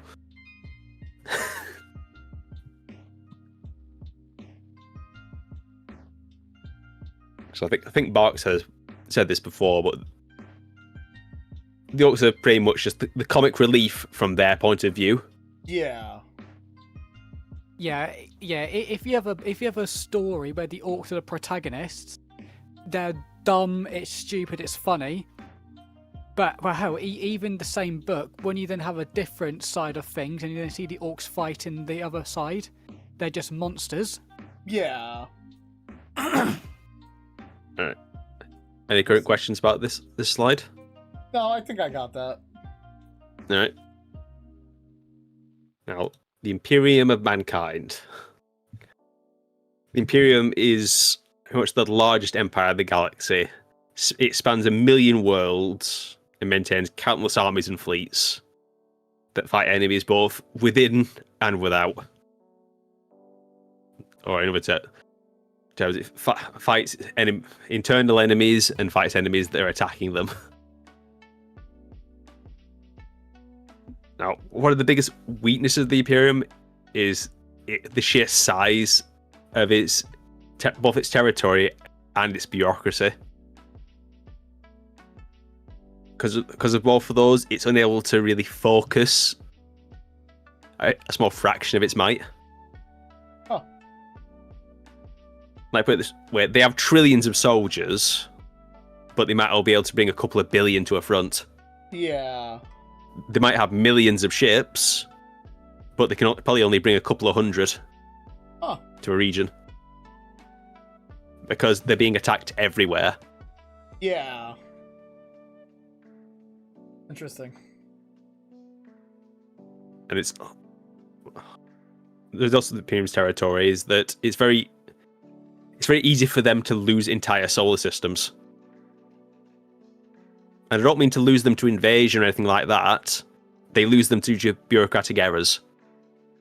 Oh. Yeah, they quite literally lose the paperwork about them. Yeah. Oh shit. Okay. Then thousands of years later, they'll re-encounter them and go, "Oh shit! So you are real. All right, where's the tithe? Give me the money. You haven't been paying taxes." Yeah, quite literally. They might say a planet's like 1,000 years late on tax, but it's because they forgot they even existed. So then they demand all that tax up front. Oh my god. Okay. which usually means they need to raise about at least 20 regiments for the Astra Militarum. Yeah, because the taxes can be paid in money, resources, or soldiers. Oh, okay. So there have been cases where a planet's been refound by the Imperium, brought back in, and then the entire planet is just emptied of the entire population. As they've been all conscripted to military service to pay the taxes. Yeah. That's wild. Of course, okay. Then the world's deemed abandoned and new settlers are brought in to fill it back up again. Yeah. Huh. Yeah. There's also human. There are several what are called abhumans, which are stable mutant strains, which are essentially they're mutated humans, but when they produce offspring, it'll always be a stable person. Okay. Like, same like a human will always produce a human, an ogryn will always produce an ogryn. Okay. These ones are these are the list of what are called sanctioned abhumans. which basically means they're full legal citizens. Oh, okay. Yeah, I should emphasize they're legal citizens, but they may have less rights than normal humans, though. Oh, Yeah. Okay. They're still a class below. Oh, so like demi-humans in any isekai anime. Okay. I gotcha. Pretty much. And they are usually, depending on the situation, they usually are pretty much given a certain job at birth due to their specific trait, I guess you could say. For example, first up you have the 𝐿 They're generally they're as big or sometimes bigger than Space Marines. They're sometimes even physically stronger, but they're also really dumb. Okay. They're quite literally ogres. Yep. I mean, the most intelligent can count to 5. Oh, nice. Yeah, 𝐿 are actually probably one of the better treated of all the abhumans. Huh. Simply because due to their low intelligence, they're not really a threat. Yeah. And they're actually favoured by the commissars in the Imperial Army. Because an 𝐿 won't shoot them in the back. Yeah. Like a regular guardsman might. They won't question orders either. Yeah. It won't just be, the man in the fancy hat told me to fight these people, I'll do it. Yeah. But Yeah. also because they're so strong, they're generally carrying basically tank-grade weaponry Oh, shit. as regular okay. weapons. Okay. Like, you'll see them carrying around basically massive cannons, dual-wielding miniguns, Nice. giant scrap hammers that can freaking just crush through solid walls. Yeah. Yeah, the 𝐿 are, like I said, they're favoured for various other reasons, but they can also treat harshly because they're so dumb. They're also very easy to manipulate into doing bad. Yeah. Okay. So that's why they're actually closely protected. Alright, hang on a second. I gotta use the bathroom real quick. Hold that thought. Yeah, Yep. go. No, you have to open them. How? Oh, there's Ah! What is The door opened! Why The is fucking door opened! Emotional, God, stop it! You guys are horrible.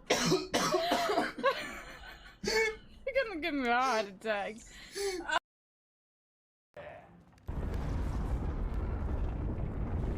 I'm so fucked.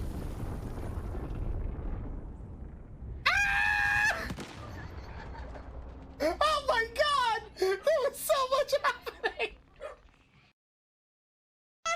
Open the fucking door! That's Open not the door. Niry, that's not me! What? The It door? was in the bathroom. It was in the bathroom? Yes. Why are they always after me? Oh, why are they off to me? Fuck, I hate you. I'm s-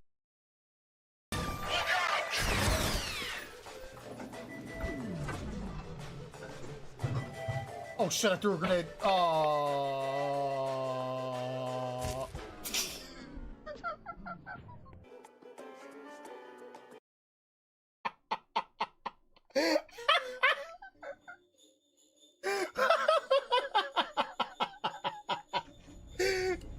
No!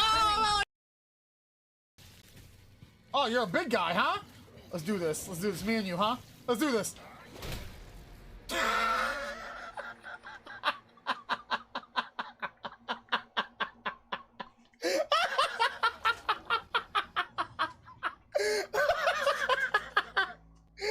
Oh boy! Wasn't expecting that. I'll let you know that right now.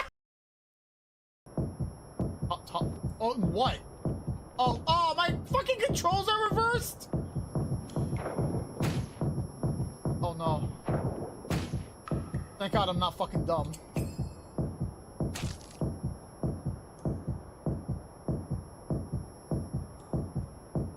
god, my brain thinks in reverse.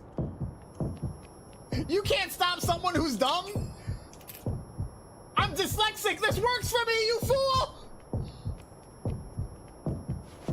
You've only empowered me. My dyslexia cannot be defeated. Oh. Yee. What'd you do? I hit the ceiling. Hey, you might want to not do that. Oh god, there's lava. There's lava. Oh god. Ah! Run, run, run, run, run! I'm dying. No, don't die. I'm dead. No, no, you lose everything. Yeah, I died. Fuck you. I don't like you. Shadow in the dark. Yummy. It's the meat of mother. Mother of meat or The something. meat of mother. The mother of meat, the fucking screaming dark. Sicilian. Pizza Co. It's the meat of my. Excuse me. Can you touch this? Oh yeah, absolutely. There's a trap there. You might want to heal me up first. Well, not with your feet. You know what? Don't. Do not with your say feet. anything. Oh, they just saved me, I think. Oh, I did. Wait, hang You on. are so. Hang on. Wait. Hang on. I got this. There you go. Hello. Hello, Tapper. What the fuck? What do you want? Hi. Not with your feet. Listen, you joined us on this collab. There you You go. will get everything that we bring.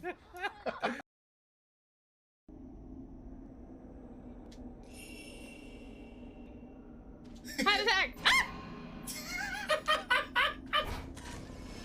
Yeah, you kind of got it. Yeah, okay. This is where I ended up brute forcing the code. Okay. So what we're gonna do is, we're not being rushed. Holy fucking shit. Why? Why would you do that? Why in God's green earth would you fucking scare me like that? Oh my god, dude. Holy shit, man. That actually got me. Her face. I'll recycle it the American way. Sorry.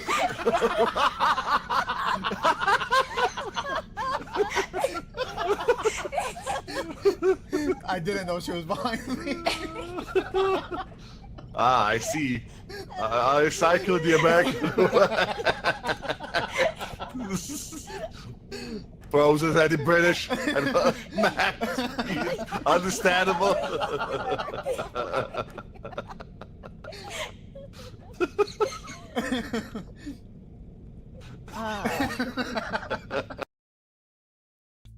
Opening some packs. 32 cents. 347. 69. Nice. 23. 36. 2025! That's next year. This next year. 80. Yay! That's so cool!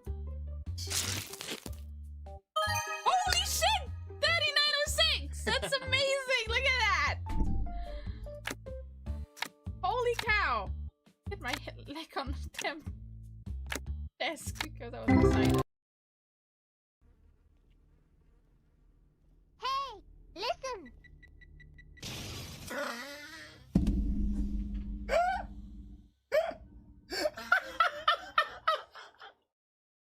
That was perfect timing. That was an amazing timing. Oh my god.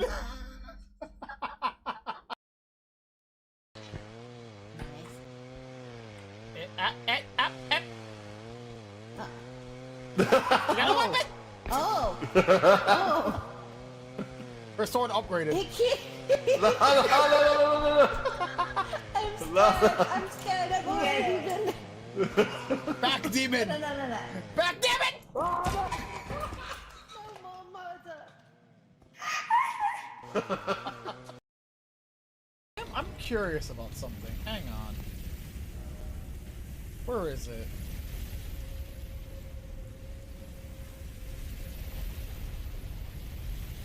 Do I have it still, or?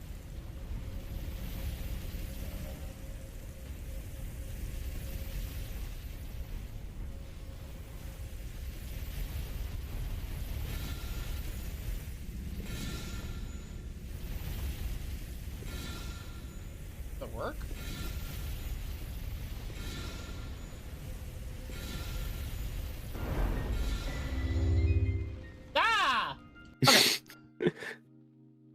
Hey, All right. welcome back. You recovered.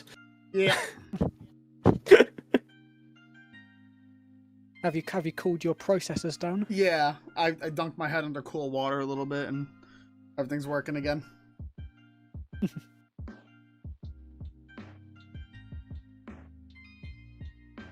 All right. Right. The others.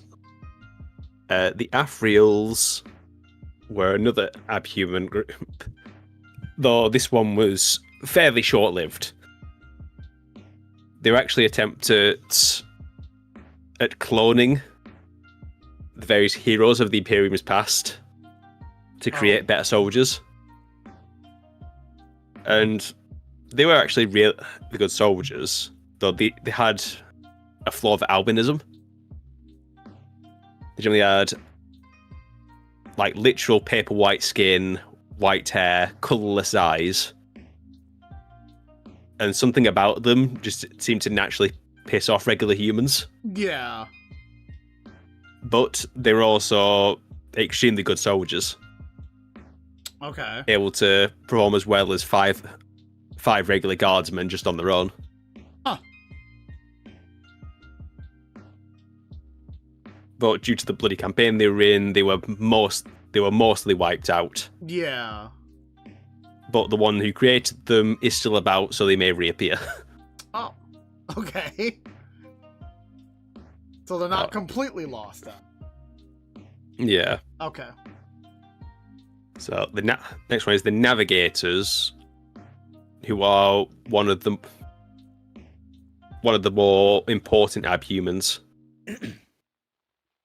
For the Imperial ships to get around, they need to be able to follow the light of the 𝐏𝐢𝐻𝐿, which is essentially a giant beacon. Think of it as a lighthouse beacon. Yeah. So ships basically have a safe point to focus on. Okay. And the Navigators can naturally link up to that beacon. Okay. The only issue with Navigators is, as they get older, they tend to mutate more and more, until they literally end up just as a mass that more resembles Jabba the Hutt. Oh, okay. Fair enough. If I remember right with navigators as well, is the first thing is most to actually become a navigator, their eyes burn out due to them looking at the 𝐴𝐻𝐻𝐿. Mm-hmm. But also most navigators are a part of houses, and I think they actually are fairly inbred, I believe. Yeah. Oh, okay. Yeah. Though it's read in that navigator houses can contain millions of individuals. Like even on like Earth, they have an entire continent to themselves. Yeah. But yeah, they do have issues with inbreeding. So because their genetic core is just not diverse enough. Yeah. But if they diversify it, then they might actually lose the navigator trait, so they're kind of scared about that. Yeah, no, that's fair. You get bred to become a bus driver. No, I'll say it's a bit more less dignifying than that. You're bred to become a sat nav. Yeah, pretty much. Next one, you have the Ratlings, which are essentially the halflings or hobbits of 40k. Oh, okay. Short and hairy feet, but they're also swift and stealthy. And generally, for the Imperial Guard, they act as scouts and snipers. Okay, I guess that makes sense. Because they have excellent hearing and excellent vision. Yeah. But also they just steal shit. So if you're fighting alongside them, keep everything on hand or nail it down. Yeah, they're attracted to shiny things. Oh, is that Niry?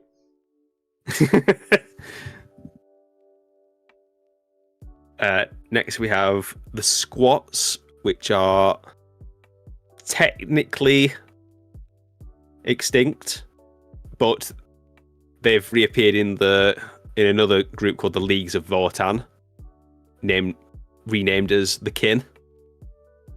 They are essentially just dwarves. Yeah. Basically, like they evolved on high gravity worlds, so they ended up being shorter with stronger bones and higher strength. Okay.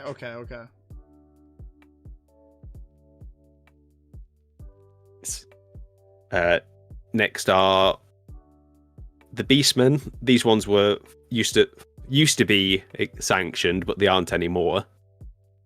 Essentially, they were humans that had generally bestial traits. Some had tails, some had hooves, others had claws. They were a fairly diverse bunch. Okay.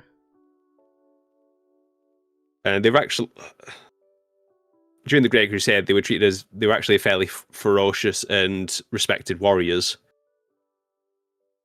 But once the chaos corruption spread, most of the Beastmen by appearance shared traits with a lot of the Chaos mutants. Oh, okay. And now they're like shunned and stuff like that. Yeah. Yeah. Yeah. That, and it didn't help that a lot of Beastmen did side with Chaos during the heresy. Ah. That would also be a problem. They pretty much they very rapidly lost that accepted abhuman status. Yeah. And while they still exist, they're generally not welcome in polite society. Oh, I mean, that only makes sense, I guess. Actually, we have another relatively short-lived one is the Gland War veterans. These people were genetically engineered soldiers that were built to fight in the Gland War. But when they reproduce, they produce children with those same benefits. The population of them is extremely small, but they're generally they're improved baseline humans, but they essentially require extra nutrients to keep them going. Yeah. Next is Goliaths, which are the kind of a middle ground between humans and ogrins. They're taller and stronger than an average human. They're smarter than an ogrin, but slightly lower intelligence than average. But they're generally desired to be in like heavy labor positions. Yeah. Simply because they can do the work of 10 men. Oh, that's fair. Okay. Next we have the Nightsiders. These ones are essentially people who have a group that has grown up underground, where they spent generations, so they've got extremely pale skin and they're blind naturally. Oh. Or if they can see, they tend to be so sensitive to sunlight that they pretty much are blind outside of caves. Yeah. But they've generally found a niche in low light worlds. So they're generally well accepted. Yeah. Also partially because they don't interact as much with regular humans. So basically, as long as they're paying the tithe, the general Imperium doesn't care. Yeah. Pay those taxes.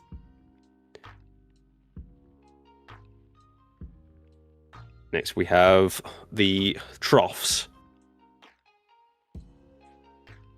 These people are actually only restricted to a single world called Verdant. They're very similar to regular humans. The only thing different about them is they're generally better at climbing, and due to the unique properties of their world, they can't leave it. That's interesting. Okay. Where essentially, if they leave the world, they'll essentially start choking because they're not adapted to regular atmosphere. Oh, okay. So it's similar to the Nightsiders. Leave you alone, just pay your tithe, and we're good. Yeah. Because pretty much regular humans aren't interacting with them. Huh. Because regular humans can't breathe on Verdant, and the Troughs can't breathe off of Verdant. Yeah. Okay, that's kind of interesting. The Longshanks are essentially humans that have evolved on low gravity worlds. They tend to be really tall, have spindly limbs, and generally fragile bones. You'll generally find them on worlds with gravity similar to the moon. Oh, okay. And because of that, they also generally don't travel to regular gravity worlds like Earth's. Simply because it's basically unbearable for them. Yeah. Yeah. I'm sure you notice a theme with a lot of these accepted abhuman variants. Basically, most of them live in areas where they're not competing with other humans. Yeah. But they're human enough to be accepted. Yeah.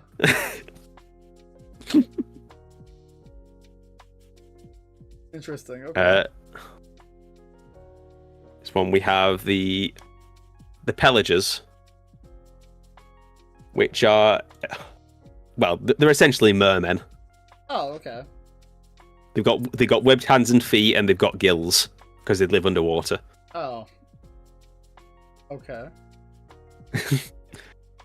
That's pretty much it. They generally live in oceans.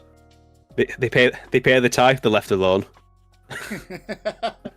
As a theme of these, okay. The Felinids are they're kind of a meme race. They've never been shown, and they keep giving contradictory information on what they look like. Yeah. Sometimes they look like cat girls. Nice. Other times they look like humans but with a cat head.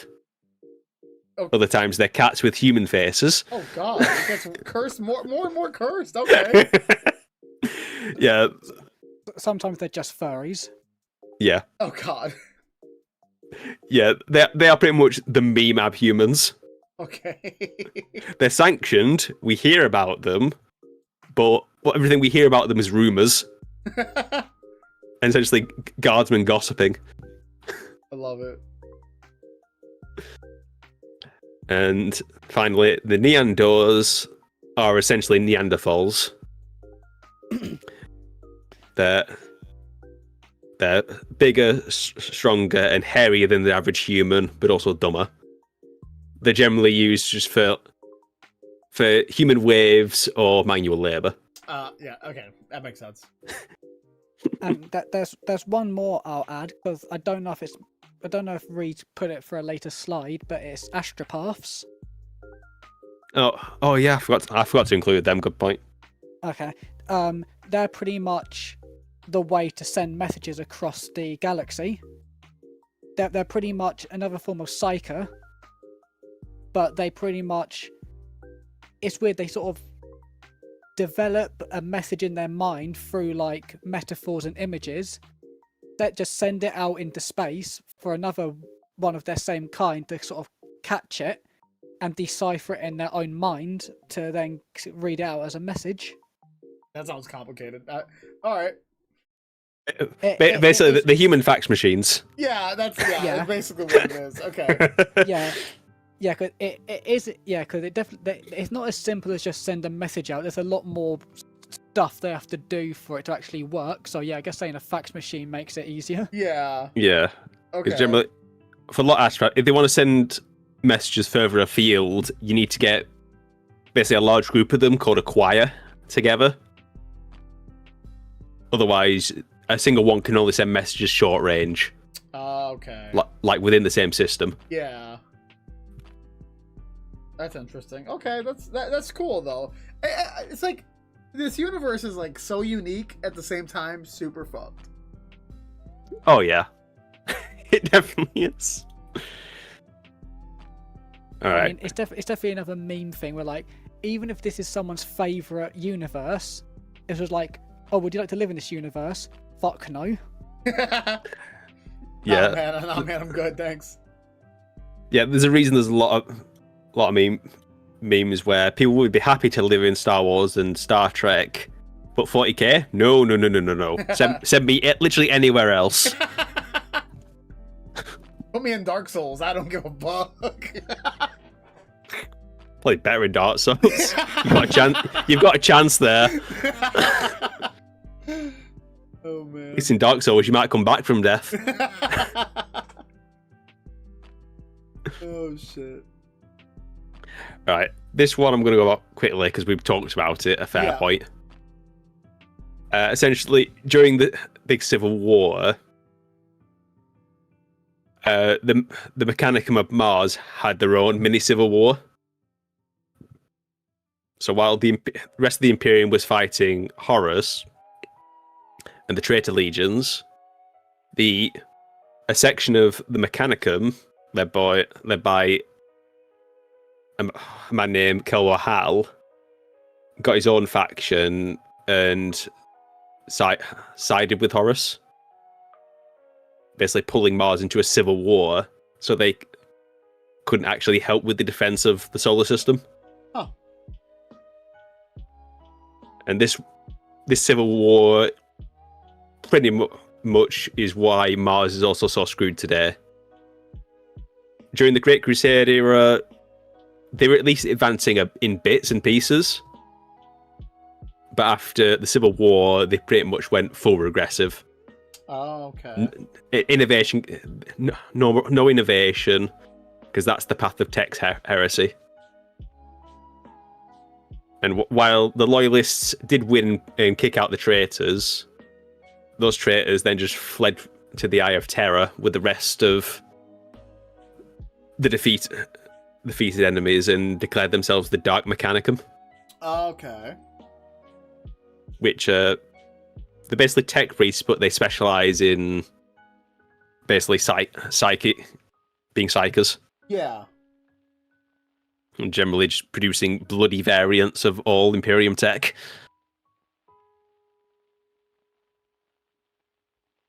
Okay. And you can see here the two different emblems. Yeah. The one on the left is the Mechanicus emblem. One on the right is the Dark Mechanicum. I would flip them, but hey, you know what? I didn't make the world. All right. I feel like the one on the right should be the Mechanicus one, and then the other one should be the dark one. That's just me, though. I mean, one's got the chaos. Yeah. Okay, I see it. All right. Chusi, were you just basing off of how edgy the skull was? Yeah. There's difference. With Mechanicus 1, it's a completed gear, as well as essentially half machine, half human. Yeah, okay. Which is what? Well, this one, it's half gear, half chaos. Okay. With a full human skull. Yeah, I kind of forgot the chaos was the arrows. Okay. I take back what I said. You can't. It's been noted. No. All right, I'm not going to go into depth with the unification wars. We talked about them earlier. Yep. But one detail I mentioned. Yeah, I was going to say just the last bit probably be important to mention. Yeah, is that during the unification wars, there was the use of essentially the prototype of what would become the Astartes, called the Thunder Warriors. Okay. They were bigger and stronger than Astartes, but they were also more unstable. They essentially started physically breaking down and going through psychosis as they got older. Which is why...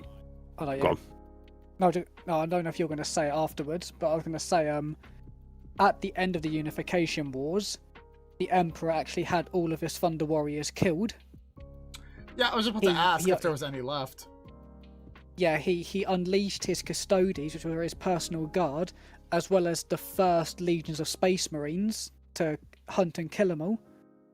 Oh. Some did live and escape, as there are stories involving them in the Horus Heresy. But yeah, most of them he ended up killing. Okay. which has also led to a theory that if the Great Crusade did succeed and the heresy never happened, he may have planned to kill the Space Marines and his Primarch sons as well. But again, that's only a theory. Yeah. Interesting.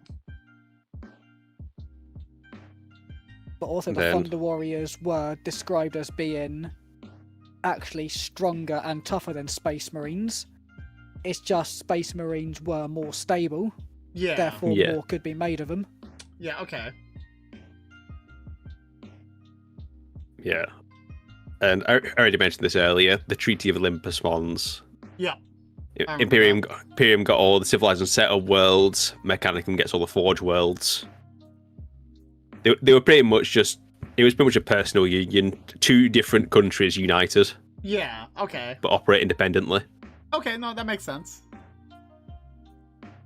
And the various sub-factions.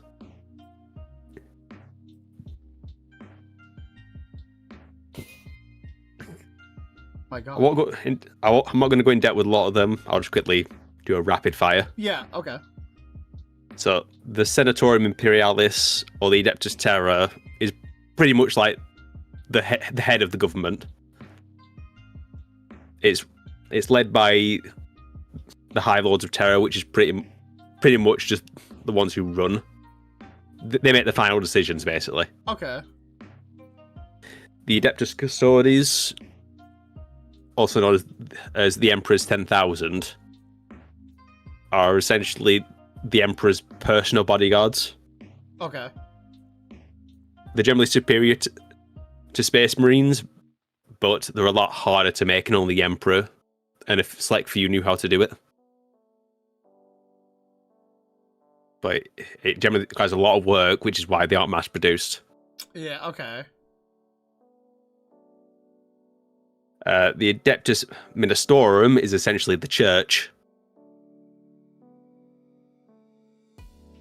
where with the cult of the Savior Emperor, which believes the Emperor is a god, essentially gaining government status a few thousand years after the heresy. Yeah. The Adeptus Administratum, which handles all the bureaucracy. Which are not doing too generally- well because they keep losing planets. Yep. I mean, the Imperium gains and loses 1,000 planets a day. It's hard to keep track. The Adeptus Astra Telepathica, which is basically, like I said, the communication network. Yeah. The Astronomica, which maintains the Astronomicon, which is the giant beacon/lighthouse. Okay. Their entire job is just to basically maintain it and help ships out. The Adeptus Arbiters, which are they're essentially the judges of the Imperium. Their entire job is to be judge, jury, and executioner. Okay. And the thing is, they'll come up to a law dispute and they'll make a decision on the spot that then has to be followed. Yeah. If they can't make a decision, they'll send it to be worked out, which can take a couple of 100 years. Oh. And once they finally make a decision, they'll go at the descendants of those people and then enforce the law. Oh my god, okay. So, the Adeptus Mechanicus, the Machine Boys. Yep. The Navis Nobilite, which is the Navigators Okay. Guilds. The Officio Assassinorum, Has to do which with is basically... assassins. How'd you guess? Oh man, I would have never. I don't know, man. It's crazy. Yeah, they're pretty much just trained assassins for the Imperium, and generally will go out and seek out the enemies. Okay. Rogue traders, which are... They're not really a part of the main Imperium. They're essentially... They're meant to act as both forward scouts and the in-between for trade between the Imperium and and basically other empires outside of it. Yeah. You'll generally find them on like the outskirts of Imperium territory. Okay. And the Inquisition, which has various different sub-factions. Its entire job is either to watch out for heresy, to hunt down aliens, or generally to keep, basically just watch the entire Imperium for signs of heresy. Oh, okay. The Inquisition technically doesn't have a lot of... The only legal power they have is how much they can bring to bear. Okay. But they've also been known to hold grudges, lasting thousands of years. That's nice. So if you say no to the Inquisitor, they might go away, but they're probably going to come back. Usually with more guns. Nice. Then you have the Astartes chapter, which are basically the rapid response force Yeah. that rush around trying to put out fires. The Astra Militarum, which is the Imperial Guard. Which is what we are in Space Marines, right? No, we're No. the Astartes. Oh. The Astra Militarum are just the normal soldiers. Oh, Yeah. Okay. Yeah, the other humans are generally... So we're the ones on top. On the top of the list, yeah. Okay. Yeah. Yeah, the Imperial Guard's entire thing is mainly to be on the defensive, to defend the worlds, or to retake them. The Imperial Navy, self-explanatory. They run all the ships. Yeah. They also run the Air Force. Oh. The Imperial Guard isn't allowed to use any basically armed planes or anything like that. They can only use unarmored transports. Okay. Yeah, but when it comes to the Air Force, when it's obviously in a space battle, it's still just a part of the Navy. But the planet side aspect is known as the Aeronautica Imperialis. It's pretty much just the planet side Air Force, but it still comes under the Navy's command. Okay.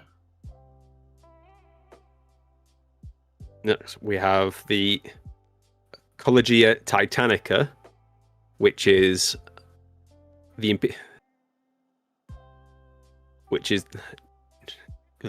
my brain will work. The Titan Legions. Yeah. Essentially, the Titan Legions, giant walking artillery platforms / churches. Oh, those church things? Okay. Yeah. The massive mechs Okay. that we have.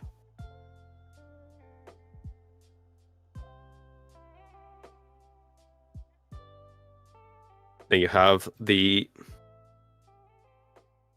Militarum Tempestus, which are essentially special forces. Okay. Highly trained soldiers who generally get the best of the best equipment. What's the one on top? The Legio. Oh, the Legio Cybernetica. Yeah, what is that? Yeah. Oh, those... go on back. I was like, they're pretty much the like the war robots of the Mechanicus. Oh, okay. Okay, they're mainly just like big robots with like brains in a jar, but they're all sort of still pre-programmed. But that's pretty much what they are. Okay. They were more. They are still around, but they were way more numerous during the Great Crusade era. Yeah.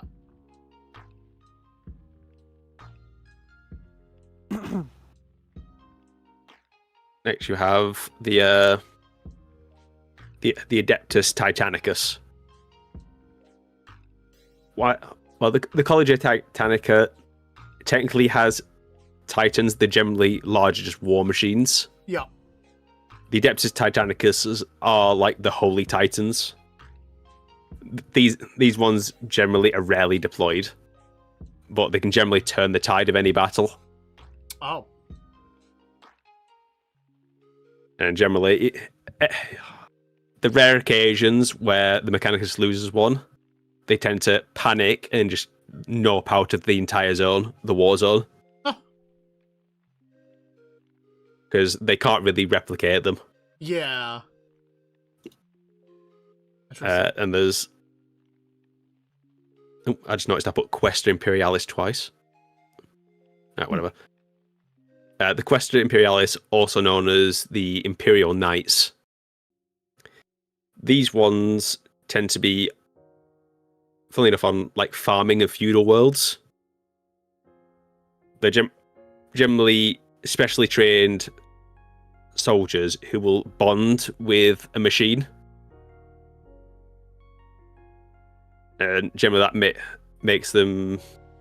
They're kind of a midpoint between a Titan and a guardsman. Okay, okay. They're similar to Space Marines in they're a rapid response force. Oh, alright. But yeah, generally, Like- they tend to, the Knights and the machine tend to bond for life. So what Bark Yeah, does. and I was gonna say there is more to them, like in a lore and cultural aspect. But think about it, like the Titans are like between 50 and 100 meters tall and require a small crew to work them. A Knight is about 20 meters tall and only has one pilot. So they're pretty much a smaller mech in essence. Yeah. There is more to them, but that's again a simpler way to describe them. Okay. Next we have the Adeptus Sororitas, also known as the Nuns with Guns. Guns with guns. Okay. Yep. They're all-female sisterhood whose entire thing is built around their fanatical devotion to the Emperor. Oh. Okay. Generally, they'll all be wearing power armor and be equipped with flamers. Okay. And there've been many cases where they've been able to pull off miracles with just by faith alone. Huh. That's crazy. Next, we have the other sisterhood, which is the Sisters of Silence. These ones are made up fully of blanks, which generally means they're an anti-psyker force, Okay. where their mere presence can both disable psyker powers and drive psykers insane. Huh. And they are in charge of the Black Ships, whose entire purpose is to go around the Imperium, collect psykers, and then bring them back to Terra. So you can pretty much view them as the policing force for psykers. Yeah. There's more to them, but that's the shorthand. Yeah. Okay. Like as we say, quite a lot of this is just broad and shorthand stuff, Yeah. Yeah. or it would be too long to talk about. Yep.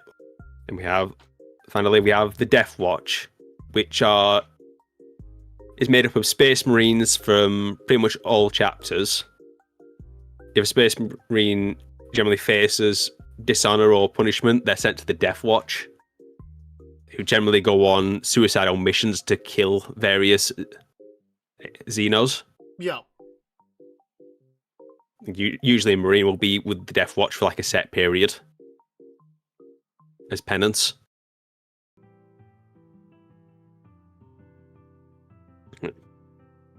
Any of these you want to know more about, or we keep Isn't going? that what Titus was? Yes. Okay. Yeah. Oh, that's it. All right. Also, here's What the fuck? a brief example of how their authorities overlap. Oh my god, I'm looking at a fucking clock! The inside of a clock! I don't know what you mean. It's really easy to understand. It looks like Yeah. it looks like I'm looking at the inside of a clock is made. Yeah, and this is the Imperium structure. So many, basically dozens of overlapping reaches of authority. To the point where most of them are clashing with each other. What the fuck? thing is, this is by design. Jesus Christ. After the Horus Heresy, they basically decided they need to break up the powers of various groups to make it harder for them to... Basically, if there was another rebellion, they won't be as effective. Like, the Imperial Guard and the Imperial Navy used to be one large group. Then they split them up. Okay. And the Astartes used to have their own fleets, but they got taken away.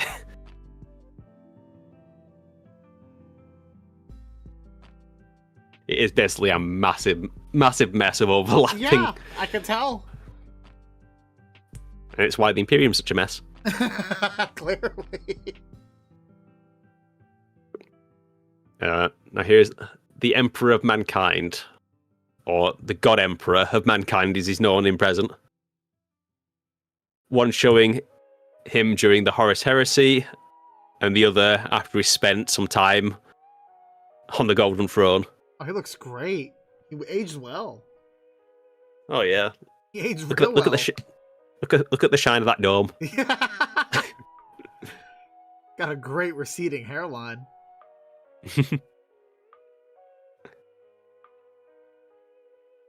Needs to eat more though. Yeah, he's skin and bone, mostly bone. Corpse Emperor. Yeah, all right. He's got the Blanky Saikana over his legs. God blanky. That's an image of a true old man right there, sitting on with his blanket over him. I mean, fair, he's like 50,000 years old.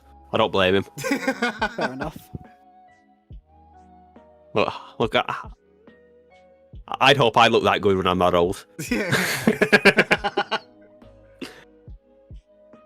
Yeah, you can see his Horus Heresy where he's got his flaming sword and his giant Yeah. talon hand. His iron halo at the back.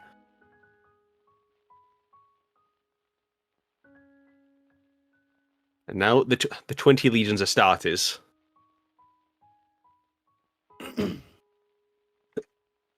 During the Horus Heresy, there was split up where 9 of them went traitor and 2 stayed loyal. And the memory of 2 of them has been completely lost to time. Oh, okay. Now, the entire reason the Astartes were even made is that their entire purpose was to fight the enemies that the Imperial Guard wasn't physically capable of fighting. Because when the Great Crusade was launched, it was on a time limit to defeat all these empires, all these like hostile empires before they could become entrenched or stronger. Yeah. So the Imperium encountered various Orc empires, the Hrud, the Rangda, Eldari craft worlds, just to name a couple of them. There was many more. And there was one in the first Horus Heresy novel, which you would like. There was a planet overrun with creatures called the Mega-Arachnids. It's giant spiders. Yeah, I'm assuming. Yep. They were giant, Wipe 'em out! giant biomechanical spiders. Wipe them out. Mass extinction. But Yeah. they did, but it bodied the Blood Angels, the Emperor's Children, and the Sons of Horus had to come and bail them out. It's fine. That's all right. At least some. It's fine. They're gone though. We lost a few, but we've gained a win. Yeah. But the original 20 legions had all their original recruits come from Terra, generally drawn from states that were allied or defeated by the Emperor Okay. when he created the Imperium. Huh. Now, these ones actually had the recruits from Terra generally had the highest concentration of loyalists, with much less traitors amongst them. Yeah. Yeah, I guess best to say that it was the younger generation that turned traitor. Essentially, The ones that had loyalties to their own homeworld and their Primarch specifically, those who never fought with the Emperor himself. Yeah, while those from Terra had loyalties to their Primarch, but they also had loyalties to their homeworld of Terra and the Emperor. Oh, okay. Which ended up producing more loyalists. Now with that, let's begin with the First Legion, the Dark Angels. These were the first Space Marines ever deployed, with them being deployed against the Thunder Warriors. Generally known to be merciless on the offense and vicious when put on the defensive. Huh. Aesthetically, they tend to have the appearance of knights, but they're also well known to be shrouded in mystery, as their homeworld's culture emphasized secret keeping, and they also had a great secret that happened during the Horus Heresy that they wanted to keep hidden. Because during the Horus Heresy, a third of the Dark Angels turned traitor. Oh. And managed to basically capture the Dark Angels' homeworld of Caliban. So the rest of the Dark Angels had to return to their world, led by their Primarch, Lionel Johnson. And while they managed to defeat the traitors, eventually the Dark Angels, some of the Fallen managed to escape.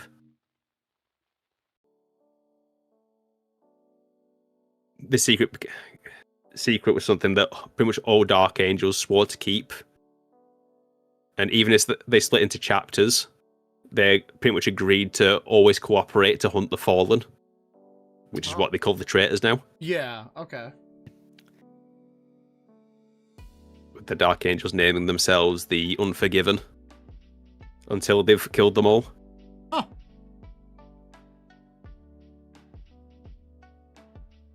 Interesting. Yeah. Now, I should add on a bit onto this that their lore has updated a bit in the last few years, as their Primarch Lionel Johnson actually has returned into the setting, and he actually has been actively hunting out the Fallen, and personally deciding whether they're worthy to return to the chapter or to be killed off. Wow. And it's something that it's actually something he's doing mainly in secret, without the knowledge of his actual sons themselves. Huh. Mainly because obviously the Fallen were around during the Heresy, so he used to fight side by side with them. So it's more personal for him to find them, rather than his sons who have a 10,000 year difference in generation hunting them down. Yeah, okay. That's also a big difference between the loyalists and the traitors. Is the loyalists are generally the successors to the original Marines from the Horus Heresy and the Great Crusade, while the majority of the traitors are generally the Marines that lived through the Horus Heresy and Crusade.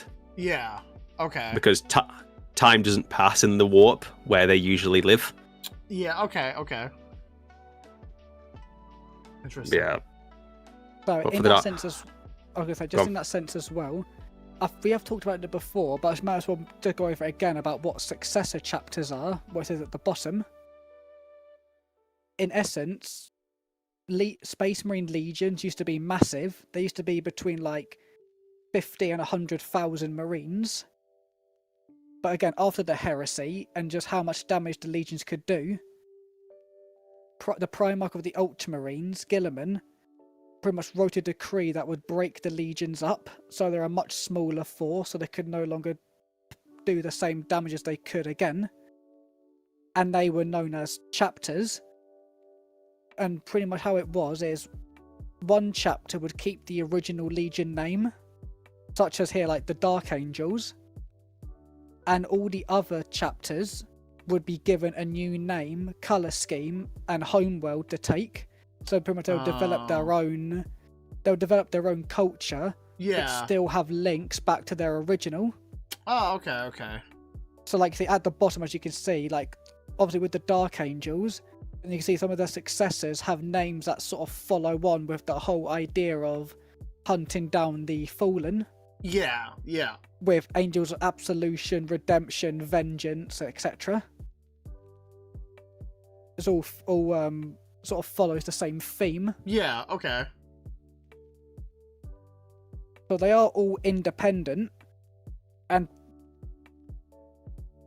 but they all usually do have at least some sort of ties to their original founder still. Okay, okay. Doesn't necessarily mean that they have to like take commands or take orders from them. It's mainly just out of usually more out of respect in most cases. Yeah.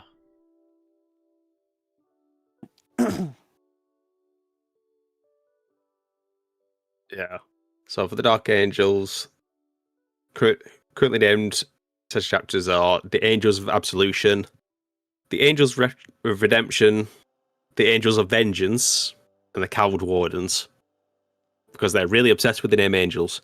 And I should say there are a lot more, but of course we're just taking examples. Yeah. As there are canonically over 1,000 chapters of Space Marines. Oh, okay.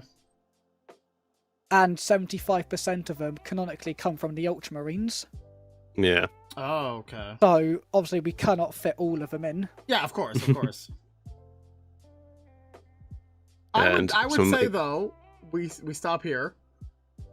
Yep. I have things to do, but we will continue this again at some point, for sure. So don't lose this. Yeah.